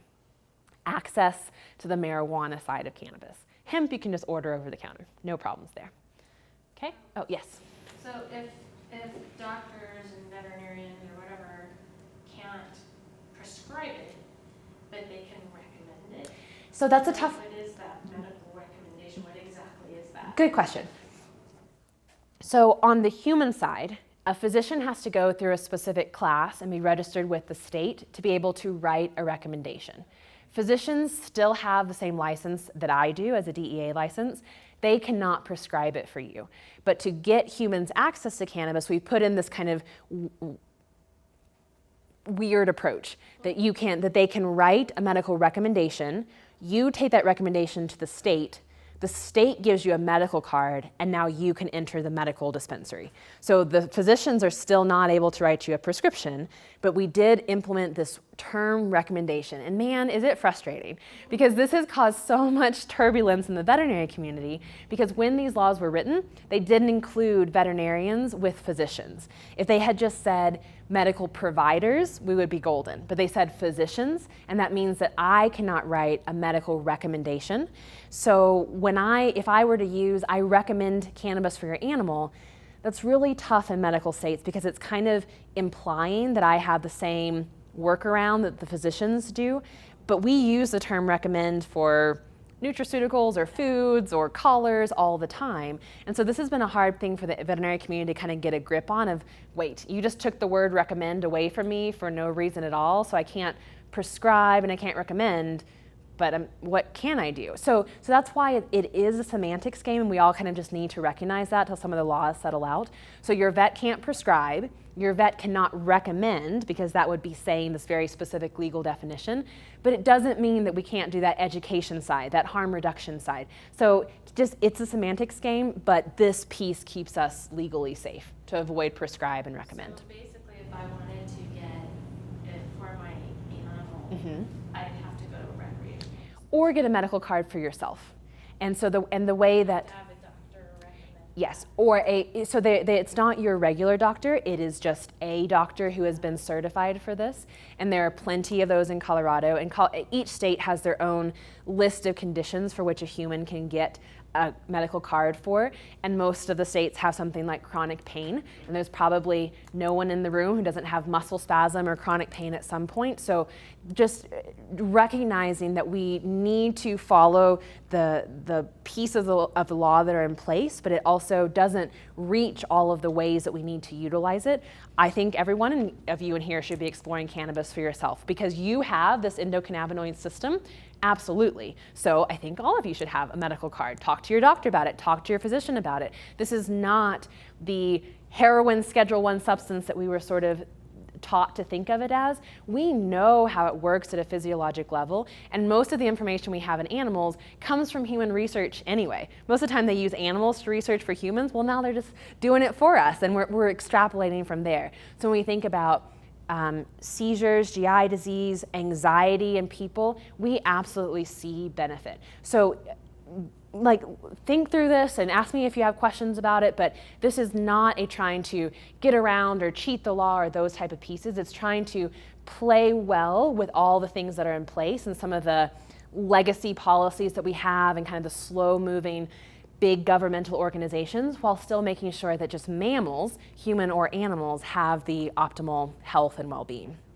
Okay, any other questions on that? Awesome. Yes, next slide. And then, okay, so if we think about marijuana, hemp, over the counter, in the dispensary, here's a part that I want you to be really cautious about.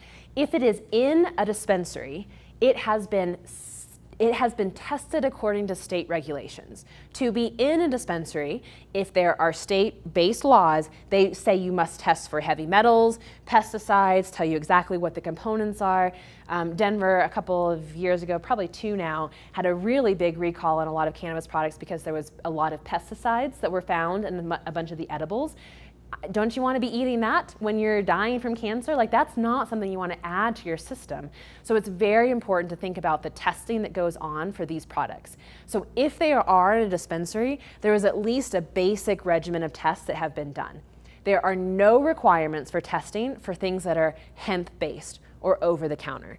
So as we think about using over-the-counter products, especially for our animals, we have to know what testing was done, but don't assume that it was done, because most of the time it isn't. It's the very good companies who are going to the extra expense because they think it's important, not because someone's making them. And that's a point that's very little known, but should be more widely known, because it's going to affect the price, right? If you buy your product from Amazon, some of the stuff that's available in Walgreens, you don't know that it's bad, but when it's cents to the ounce, it's probably not the best product for you or your animal to use. Okay, this is a type of thing where you get what you pay for. There are definitely price spikes and people being taken advantage of on the other side, but you want to, just like food, just like a good quality food, you want to be able to spend a little bit of money for it, okay?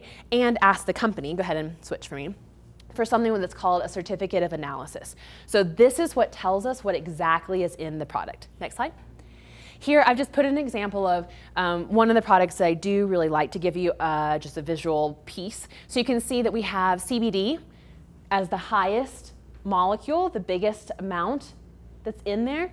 And here you can, where are they at? So this is about a 28-to-1. So it has a little bit of THC, and you can see that on the graph up there. But we also have some other cannabinoids. So this is actually a pretty complex product, which is really good.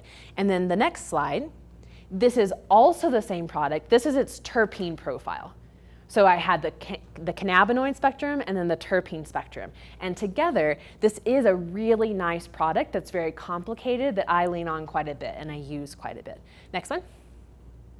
You can also see products that are just like this. This would be a CBD isolate. That's the only thing that's in here. That's not bad, but you want to make sure that it matches what you're trying to accomplish in that condition. And if you don't know this, then you don't know how much you should be paying, because go back for just a second. I definitely am going to pay more for this product because it took more work to make it. I had to take care of all those little volatile molecules. Then the next one, I just had to make sure CBD stayed. Okay, this is a much easier product to create than the other one. Next. Then your COA will also show you things like this, how we extract those tiny molecules. That's kind of small for you, but this says these are some of the solvents that are used to get those molecules out of the resin. And this particular one has hexane. Notice that the range for which is allowable is 6 to 120. So this technically passes. Okay, you could consume this product, and if you hadn't asked for the COA, you would be consuming hexane, which is not good for you, because it is still within the passable limit. So by asking for the COA, you get some really essential information, because this product could still be on the dispensary shelves. This is allowable for sale, but it doesn't mean that you want to consume it or that we want to give it to our 3-pound little Yorkie terrier, okay? Next slide. So, well, let me stop on the COAs for a second. Any questions about that? Those are really, really important. So that's why you're asking for that COA. Yes, a certificate of analysis. That lets you Exactly. Mm-hmm. Even for the products that are in the dispensary. Go back one. Because the dispensary should have the best. But this is a dispensary product. Like, this is from a dispensary, because see how it still passes. So we had state regulated testing, but we had a limit. But without asking for the COA, I wouldn't know this part. Past everything else has. Exactly. But that one is. Well, but it would be like a no for me, but from the state required testing, it's still an okay. But then this is where we get to make the decision as medical providers and pet parents of, do we really want this product, or do we want to try something that's cleaner? So if you think about expense for the company to make this product, how much easier, cheaper is it to make this product where I don't have to clean it afterwards than if I have to make sure there's zero across the board? So we have, as consumers, a huge amount of financial voting ability in this cannabis industry, and I would encourage you to use it. This cannabis industry is moving very fast and like all over the board, and there's so much money at play, but who needs to drive it? You need to drive it. You need to ask for a COA, or you need to tell your vet clinic that you want the COA, and for them to ask, and so that that company knows that the vets are watching and the pet parents are watching. We need to be very actively vocal in this cannabis industry. Don't just put your head in the sand, because that industry doesn't have a medical component. They don't know what's good and bad. That's for us as the medical community and the pet parent community to say, I don't like that. So either change, or I'm going to go buy somebody else's product. Because if you went into a recreational, they're not going to have a COA that you can look at, correct? It depends on the quality of the dispensary. So if you go into a dispensary that is very good, very dedicated to education of their staff, they might have it for you. The average is not that. The majority of dispensaries are just kind of moving product and pushing product, but that doesn't mean there aren't good ones out there. The medical ones are more likely to have a COA or be versed in that, but you can always ask for a COA. Even if it's not from the dispensary, you might ask the company itself to give you a COA. So there's not a simple way to do this. Sometimes, so I'll talk about them if y'all are curious later, but we are training veterinary technicians to be what we call veterinary cannabis counselors, and this is what we train them on. We train them to read a COA, get a COA, read a COA, match the product with the condition so that you don't have to, because they can come with their medical background, they can talk to the vet, speak, they can interact with the clinic. So we're trying to train a set of individuals who know which products are better to use so that you don't have to. And you can just say, tell me a product that you kind of like and let me go find it. Then how is the CBD and the THC extracted? And are they using those solvents to do this? They may be.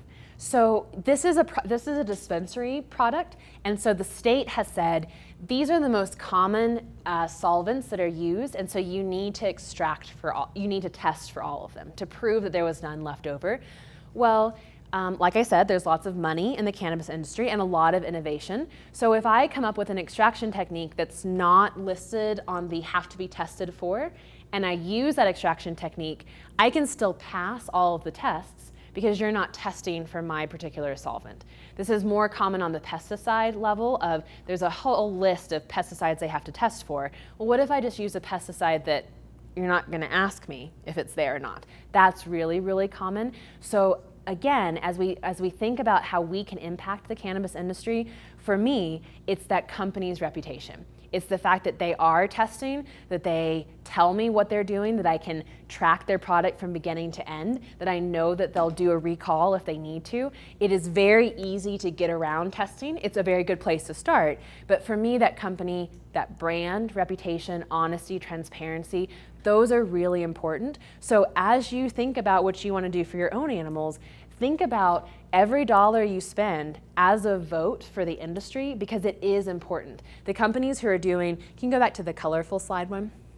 The companies that are making this product have a very tough battle to fight because theirs is priced much differently than the CBD dirty product. But if we don't have a way to support that effort on their part, they're going to go out of business, and the ones who are making these guys, they're going to survive, right? Because they get to skirt the system and not do the right thing. Did you have your hand up? Yeah. Yes. Do you have an opinion about the carrier oil? Slightly. So she's asking about the carrier oils for tinctures. Don't let me forget that, but I want to show a few more slides before I jump into that one. Okay, so let's go through this. And I just wanted to end that sort of COA product evaluation big bit with some buzzwords. So here are ways that I see consumers being taken advantage of quite a bit. Hemp, we talked about, fiber producing, does have cannabinoids. Hemp seed is the seed, does not contain cannabinoids. So you will see products that say, our product is made from hemp seed oil. So it's a hemp seed oil. And people think, oh, well, that's hemp cannabinoid, contains CBD. That's not necessarily true. That product could have 0 cannabinoids and simply be a fatty acid supplement. But because they're using the term hemp, many people are saying, oh, I'm getting cannabinoids there and I'm going to pay for it and I don't mind that it's expensive. So we need to develop a level of consumer awareness that allows us to get through some of these marketing pieces So hemp is the plant, or marijuana is the plant, and then hemp seed is still great. It's a great nutritional additive, a great fatty acid supplement, but we're not getting cannabinoids. So we're only from a very tangential way affecting the endocannabinoid system. What if I said a CBD product? I have a CBD product to sell you. What do you know about that product? It contains at least one CBD molecule in it, right? There is one, but also if I put 1 drop of CBD in a swimming pool, right? Like that's also a CBD product. So be cautious as you read through labels and think about these. You actually want to know what's in it. So again, this is where the COA comes in to effect. If I have that actual lab report, I know how many milligrams of CBD and what other molecules are in it. That's what I need as a practitioner. I can't work, if you just come to me and say, give me a dose for my CBD product, I can't really help with that, because I have no idea what's in that product. I have to know all of the molecules and I have to know the concentration. So again, thinking about how you're going to approach your veterinary care team, make sure that you're asking the right question, because they may not necessarily know that they don't have enough information. So it's a two-way street here. Phytocannabinoid rich, this just means that there are phytocannabinoids in there. It doesn't tell me CBD, THC, CBG, terpenes, any of those pieces, just that they're in there, so very much a buzzword. Full spectrum means so many different things. As kind of like natural dog food. It means that there's at least more than one molecule, but it doesn't tell me what's in there. It doesn't tell me what that spectrum actually is, how full it actually is, or any of those pieces. Okay, so be careful with these. And if we're trying to catalog some of these harder to define terms on our website, so if you want to look at a reference, we're trying to keep that kind of up to date and accurate. It can be a good cheat sheet. Slide. Okay, so let's go through formulations because this will help as we talk through. So flower bud is the actual dried plant material. This is more useful for humans if they're going to smoke or make their own edibles. This is what I was talking about. If a human makes an edible butter or oil at home, this is the material that gets put in the cheesecloth, thrown away in the trash can. So we don't tend to see overdoses from animals unless the human is making a cannabis product. These, however, are very dangerous for animals because and the term you use in the human market is edible. Why? One, because we could have some other ingredients that are not nice for animals, but also because how many milligrams of THC are in this pile of gummies? And aren't gummy packages just so much fun to tear open and shred and consume? Same thing for pills. The problem is there's so much concentrated in these forms that's when we get into trouble. The other problem is if I try to use these in an animal, I only have one option in terms of size, so I can't work them up to a dose. If I break it, is there more or less than one side versus the other? So they're just hard to use from a medical standpoint. Slide. Topicals, don't count these out. These are very, very powerful, but what goes topically in an animal also goes what? In the mouth, right? So we want to just be careful about what's happening on the topical side. These concentrates are very, very concentrated, but more meant for humans to smoke or to vape.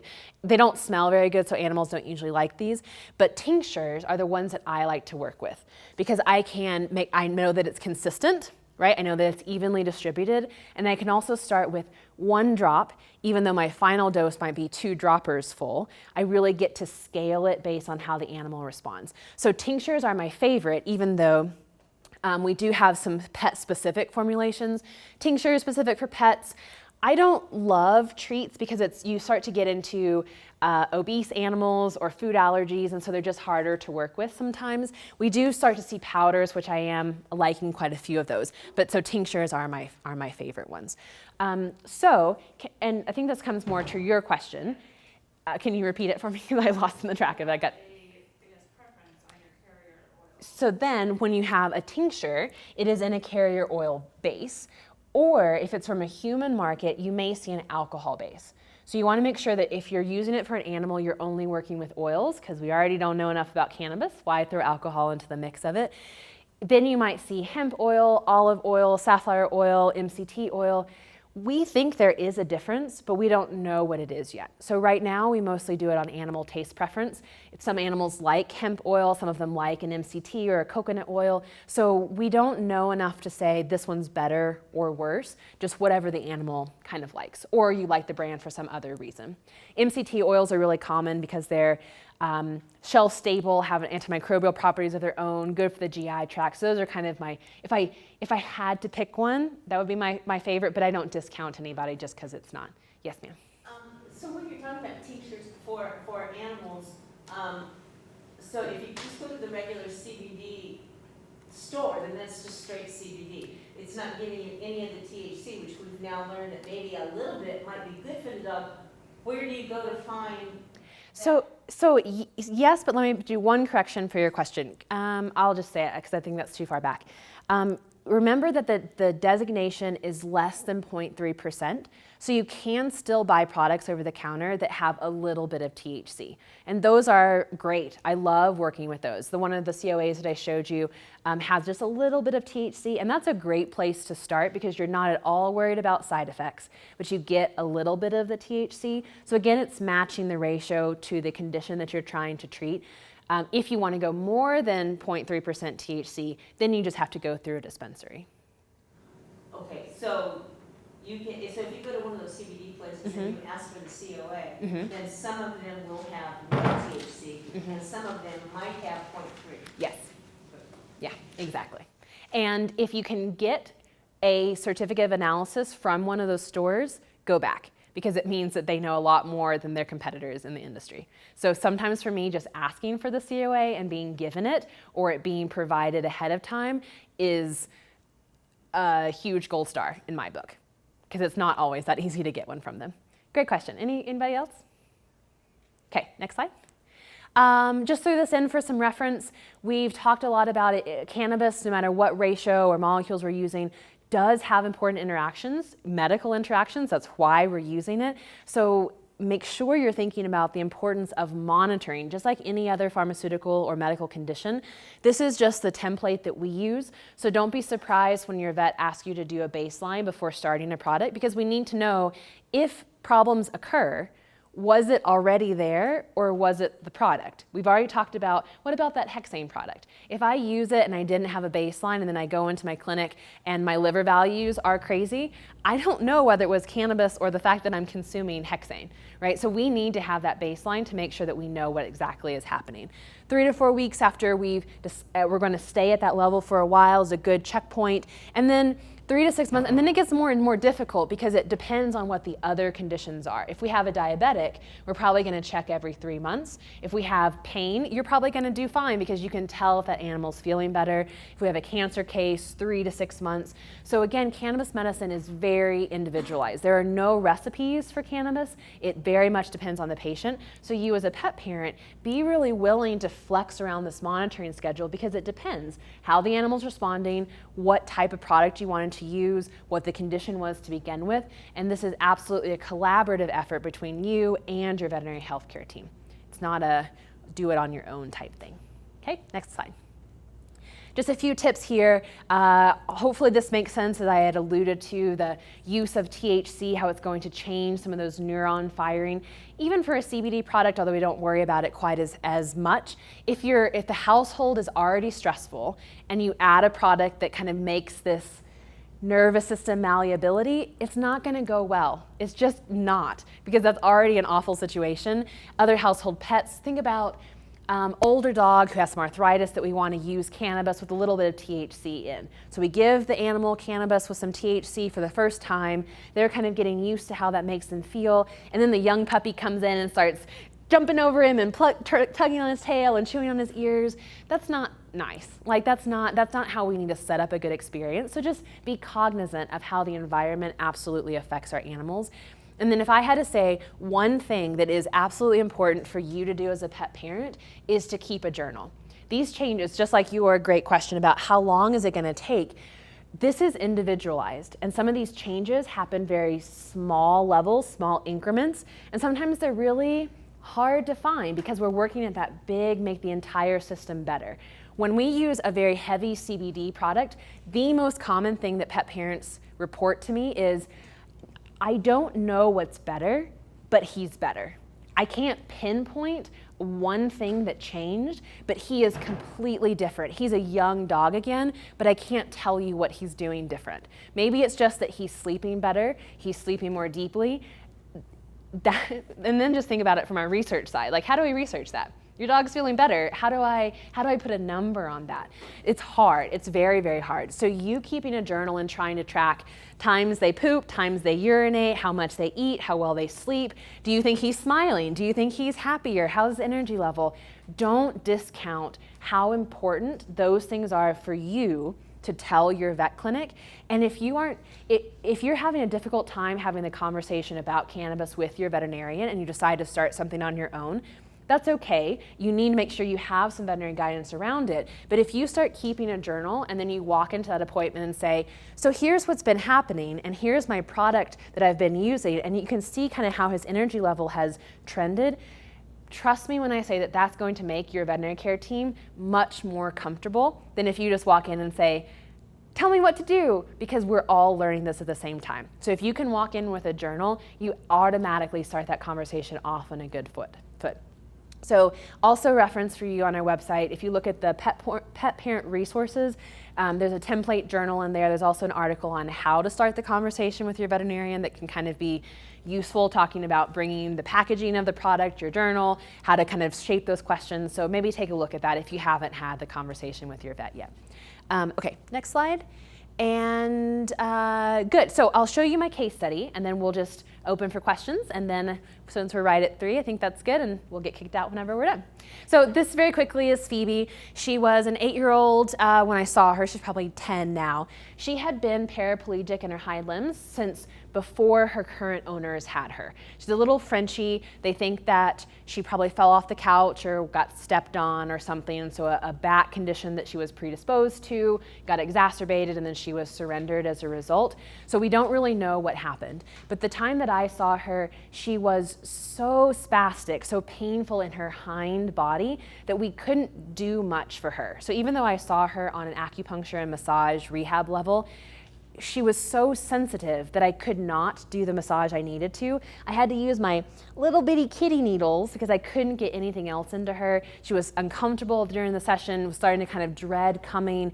And then we started to implement some cannabis in addition to her other modalities. And this absolutely changed her case outcome. We use a product called Iovia, which is one here in Colorado that I like quite a bit. She's on a non-steroidal, she's on a nutritional supplement that's really good for those nerve conditions. And we were also doing acupuncture, massage, and laser. So go ahead and switch slides and then we'll start this video. It's kind of like a time-lapse piece of the treatment. So this is Phoebe. She's very, very happy, sweet little girl. So you can see that that's her life. She always has her legs out, her stifles flexed. This is a couple of weeks into her treatment. We had not made progress before, but with the application of cannabis, I could actually do work on her. And so we actually got her hind legs to be less spastic. And then once we did, yay, Phoebe! She could actually do her rehab exercises. So you see how weak she is, but we couldn't get her to use those muscles before because she was so spastic in where she was. So she's doing fantastic. You can still see there's so much pain that we need to work with and strengthening of the hind legs, but just to be able to make it to that point is absolutely incredible. And then from just the emotional side, she did not dread coming to her appointments anymore. While I had her needles in, she would conk out and sleep for half an hour. How good is that for her body? To be restful. And then when she went home, her owner reported that she wasn't exhausted from her appointment. Sometimes early on when we would do even a little bit of work, she was just mentally and very physically drained afterwards. Once we started implementing cannabis, she felt fantastic. And she went home and she played with her siblings and just lived a puppy life. And even though we don't have great data on how that impacts health and well-being, I think we're all probably going to be okay with saying being happy is one of the biggest and most important things about healing. So if we could even change that aspect, regardless of some of her musculoskeletal pieces, this animal's life was improved, absolutely. Okay, so I think the next one is my last slide. We are available to help in any way that we can. This is our website, and we're trying to just put a lot of good resources up there for you. There's a pet parent section. And then if you want to email us, reception.desk is our best one to reach us at. We absolutely take consults from pet parents. We take consults from veterinarians. If you want or are interested in a consult, what happens is you schedule a time to talk with one of my counselors, my technicians, who evaluate the case, talk to you about product administration, and so we charge based on a standard consult, which is $180 for 3 months. We do it in 3-month time sections because it can take a while to get to the right product and dose. Or if it's a specialty consult, we pull in our oncologist and our neurologist, and so it's $270 for 3 months. So we are with you through all those pieces of it, but more importantly are with you and your healthcare team. So sometimes if that conversation is a little bit difficult, we can be a good intermediary and kind of speak the lingo and get them on board and show them some papers and that type of thing. So that is what I have for you today, and I would love to entertain any questions until we kind of run out of time. So Britt, I'll let you kind of dictate how many questions I take or any of those pieces, but I'm available. I'd say about 15 minutes. Perfect. If you could just repeat the question. I will try. Please feel free to call me out on it if I forget. What questions? So you talked about steroid use. Mm-hmm. I have an Addison stock, Mm-hmm. and he definitely has like a couple tremors. He's a rescue. Yeah. Came from a really rough background. Mm-hmm. So his muscles, he's got some atrophy muscles. Sure. And just like a little bit of a tremor. Would CBD cannabis be appropriate? Yes, absolutely. In terms of Addison disease specifically, I'm not sure. That's a very complicated disease because it, by being an endocrine disease in and of itself, is already affecting the whole body, and how those two endocannabinoid system and an endocrine disease interact is also a little bit beyond our scope of understanding. However, what I can tell you from his muscle spasm, muscle health, anxiety, appetite probably is a little bit difficult for him sometimes. On all those pieces, cannabis will absolutely help. And again, that feedback system of when those other systems are feeling better, all the others are too. So Addison's and Cushing's are hard. I've had cases that the pet parents reported he was better. We didn't necessarily change the doses or any of the medication, but in general, he was improved. So for me, that's a win and a positive, but those are, endocrine is tough. Those are hard ones. What else? I forgot my question. I forgot to repeat it. Yes. I don't use it right now, but I have in the past. Mhm. Adequan, does that work? How does that interact? Good. So the question is, how does Adequan interact with the use of cannabis? So Adequan is actually going to work more like cannabis than our other pharmaceuticals because it is supporting joint health instead of affecting a true change like a nonsteroidal or a steroid. It's providing building blocks to that body, so it will work really well in conjunction. It would not be one that I would try to lower the dose of, but I would absolutely use in conjunction. Just like I would use a joint supplement for any joint dog, I would also use acupuncture, massage, and all those pieces, so I do really like it in combination. Good. What else? Yes, ma'am. I have a boss that has quite a bit of allergies. Okay. And Skin also- allergies or GI allergies? Both. Okay. And I've just been to the vet 2 or 3 times this week. Uh-huh. And he just bites his legs Mhm. in the middle of the night. And so, of course, they say Apoquel, just give him Apoquel. Mhm. And I read that that is not the best stuff to give him. Would this be better? So the question is allergies in general and kind of how we deal with that, and specifically Apoquel, but I'll kind of keep it a little bit broader because there are so many ways we try to manage allergies, with Apoquel being actually a really good one, but like any pharmaceutical, it has potentials for negative, and it's also really new. So just like any new medication, we kind of have to use it for a while before we figure out, like, oh, it wasn't actually as good as we thought, or there are some side effects. So I wouldn't discourage you from using Apoquel. I do think it's a really, really good product. But I also think that cannabis would be very effective in maybe supporting what Apoquel is doing, being able to lower the dose that you need, or probably what sounds like in your case, a more consistent control, I think. So then we have to think about what sort of ratio, and allergies can be tough because that's a whole body experience. That's a lot of stuff that's out of whack. But we mostly think about the inflammation cascade and the immune system. And if we can support the immune system, we often find that we take those down several notches, just what stimulates his system. So I would absolutely put him on I probably started on a hemp product that has as much THC as I can get over the counter to see what happens. But because he is so bitey, like so aggravated, he may need more THC to calm down the nervous system so that it can reset. He may long-term only need a heavy CBD product, but in this, like, just think about how hypersensitized all his nerves are from that chronic inflammation. We might need to start with something stronger, then wean him off to something we want longer term. Cannabis is great to use long term. We don't notice or identify a lot of long-term side effects yet, but we want to use as little as possible. So that would kind of be, if I was to jump into that one, like start with a higher, heavier form of cannabis and then try to wean him off into something that's really supporting the immune system. Yeah, the allergies are very, very interesting. Usually, actually, we hear pet parents say they came to us for a different condition, like seizures or GI or cancer, and then they say, oh, his itching's also better. So it's not usually a primary one, but it's usually an immune support piece. Good. What other questions? Yes. So I have a cat Mm-hmm. that I've had him for 9 years. Okay. He has a kind of unknown background, but I think it was kind of traumatic getting to me. Sure. He sprays. Mm-hmm. He is completely neutered. We've tried all kinds of anti-anxiety Mm-hmm. medications, whatever, and I cannot get him to stop. I also have other cats Mm-hmm. and dogs. He seems okay with them. He seems, like comfortable in his Mm-hmm. surroundings, but I cannot get him to stop. Is that something that would help, like CBD? Absolutely, but let me suggest a really maybe different than you've heard before treatment ideology or paradigm there.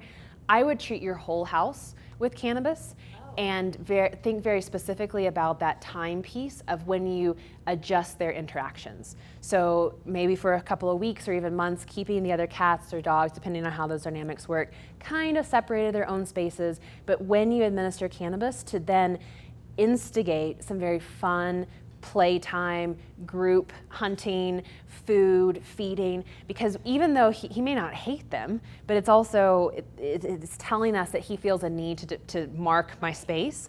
And so if you can think about how can I adjust how he interacts with his household on a long-term basis, you might find more effect than even just modifying him. Right, it's also how those other cats are communicating with him as well. Because who's seen a cat fight? Not like the yowling, but the 50 feet away and I'm going to twitch my tail at you and I'm going to, bat my ear. Like that's a cat fight. So there could be. Just walk by and they're like, exactly. What was that for? Cats are very, very aggressive at a very quiet level. And so sometimes it's beyond our recognition of humans to really see what's going on, but that tension is there. And so thinking about how can I mold this relationship by all of you being on some cannabis. Maybe you don't use it consistently. I think it would be good, especially since it's a long-term piece. And this one particular kitty has some traumatic background. Maybe it's a scenario where he is always on it, but then occasionally you have a training group household kumbaya session where everyone's on cannabis. But think about how different that is from what we've tried before. But we're also thinking about working on emotional bonds, societal interactions, as well as just changing their nervous system, because their systems are absolutely affected by the environment. So shouldn't we also be affecting the environment? Okay, Yeah, that makes a lot some of stuff to think about in that one. How about one more question, and then we'll wrap it up. Anybody? Yes, ma'am. So with all the different milligrams that are out there now, Mhm. before there was just 20, now there's 1,500 Yes. milligrams. Yes. Is there a dose that you can start off with that is helpful, and is the higher dosage, you're gonna get less, but Yeah, it's really tough because there are a gazillion products. And not only we're not just changing the concentration of one product from our ratio slides and the 400 molecules and 100 cannabinoids, we're actually finding that it's more important what the makeup, it's called a chemovar, what the molecular profile of the product is, which determines the dose. So if I have a pet parent who says, I'm uncomfortable walking into a dispensary. I don't feel okay with that. I don't want to do that. But I have an animal who has a lot of pain. So I'm only comfortable using a hemp product. I will get them with a hemp product that has the highest amount of THC that we can get over the counter, but we are going to need a lot more volume of that product to probably get the same effect as if I could get them to go to a dispensary and get a one-to-one where I could probably use a couple of drops. So there's also the owner comfort level mixed into there. I will say, just as a generality, when you hear about cases of 500 milligrams of CBD and 1,000 milligrams of CBD, that's just stealing your money. Okay, that's if you only want to use one molecule CBD, okay, but at some point in time that just stops being effective. Like you've just filled all your receptors, it's not doing anything else. You would dramatically decrease the dose by adding in other molecules. So the volume would be smaller if it is more complicated. If it has fewer molecules, you'll probably need a higher dose. Is that kind of making sense to everybody? And then when we think about how we start or where we go, the dosing that's on bottles is kind of like dosing on food packages, of it's just there, like you can't really base it off of it. We do have some dosing, like I like to dose per 10 pounds of body weight to kind of get started. But for you, it is always true that if you start as low as you possibly can and then creep up at specific, I like 2 to 3 day increments, and keep your journal, we can actually find a dose without having a number of mgs per kg. So this is hard because this is where all my colleagues just pull their hair out, because we are very much trained to be specific in our dosing and to have a number. But I'm telling you that cannabis doesn't work like that. When I make a dose, I like 2 milligrams of total cannabinoids per 10 pounds. That's my target dose. But if we find that we met the pet parent's goals at half that dose, that's the dose. I'm not gonna make him go to that full amount, because that's not our goal. So when you think about cannabis, you have to train yourself to come away from the mgs per mil, mgs per kilogram, twice a day or once a day dosing, and instead to what are the goals that we're trying to accomplish here? What do we see over time? And how are we tracking the parameters that we need to be? Are we tracking sleep? Are we tracking appetite? Are we tracking wellness? All of those pieces, because the animal will tell you. And then I'll also throw another kink into that piece. What I love to see is pet parents who become so comfortable with cannabis that they actually have a couple of different tinctures in their home. So my cat, who was 19 years old, who just passed away a couple of months ago, who kind of like started me on this whole journey, she had a 1-to-1, a 20-to-1, and then a CBD only product at home. When it was cold, blustery Colorado weather, which one do you think I gave her?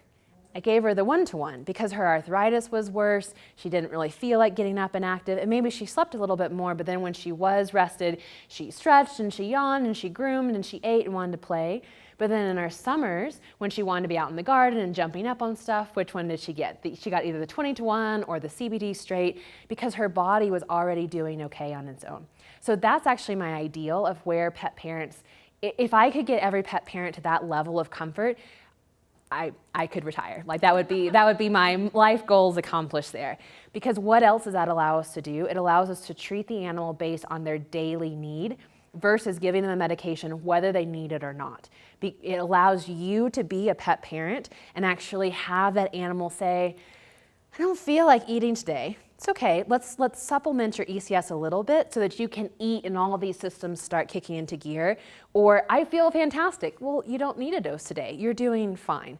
And that is a completely different paradigm than our current just medical understanding works on. So be nice to yourselves and your veterinary care teams if that's hard, because it is very new and we have to reestablish some thought paradigms there.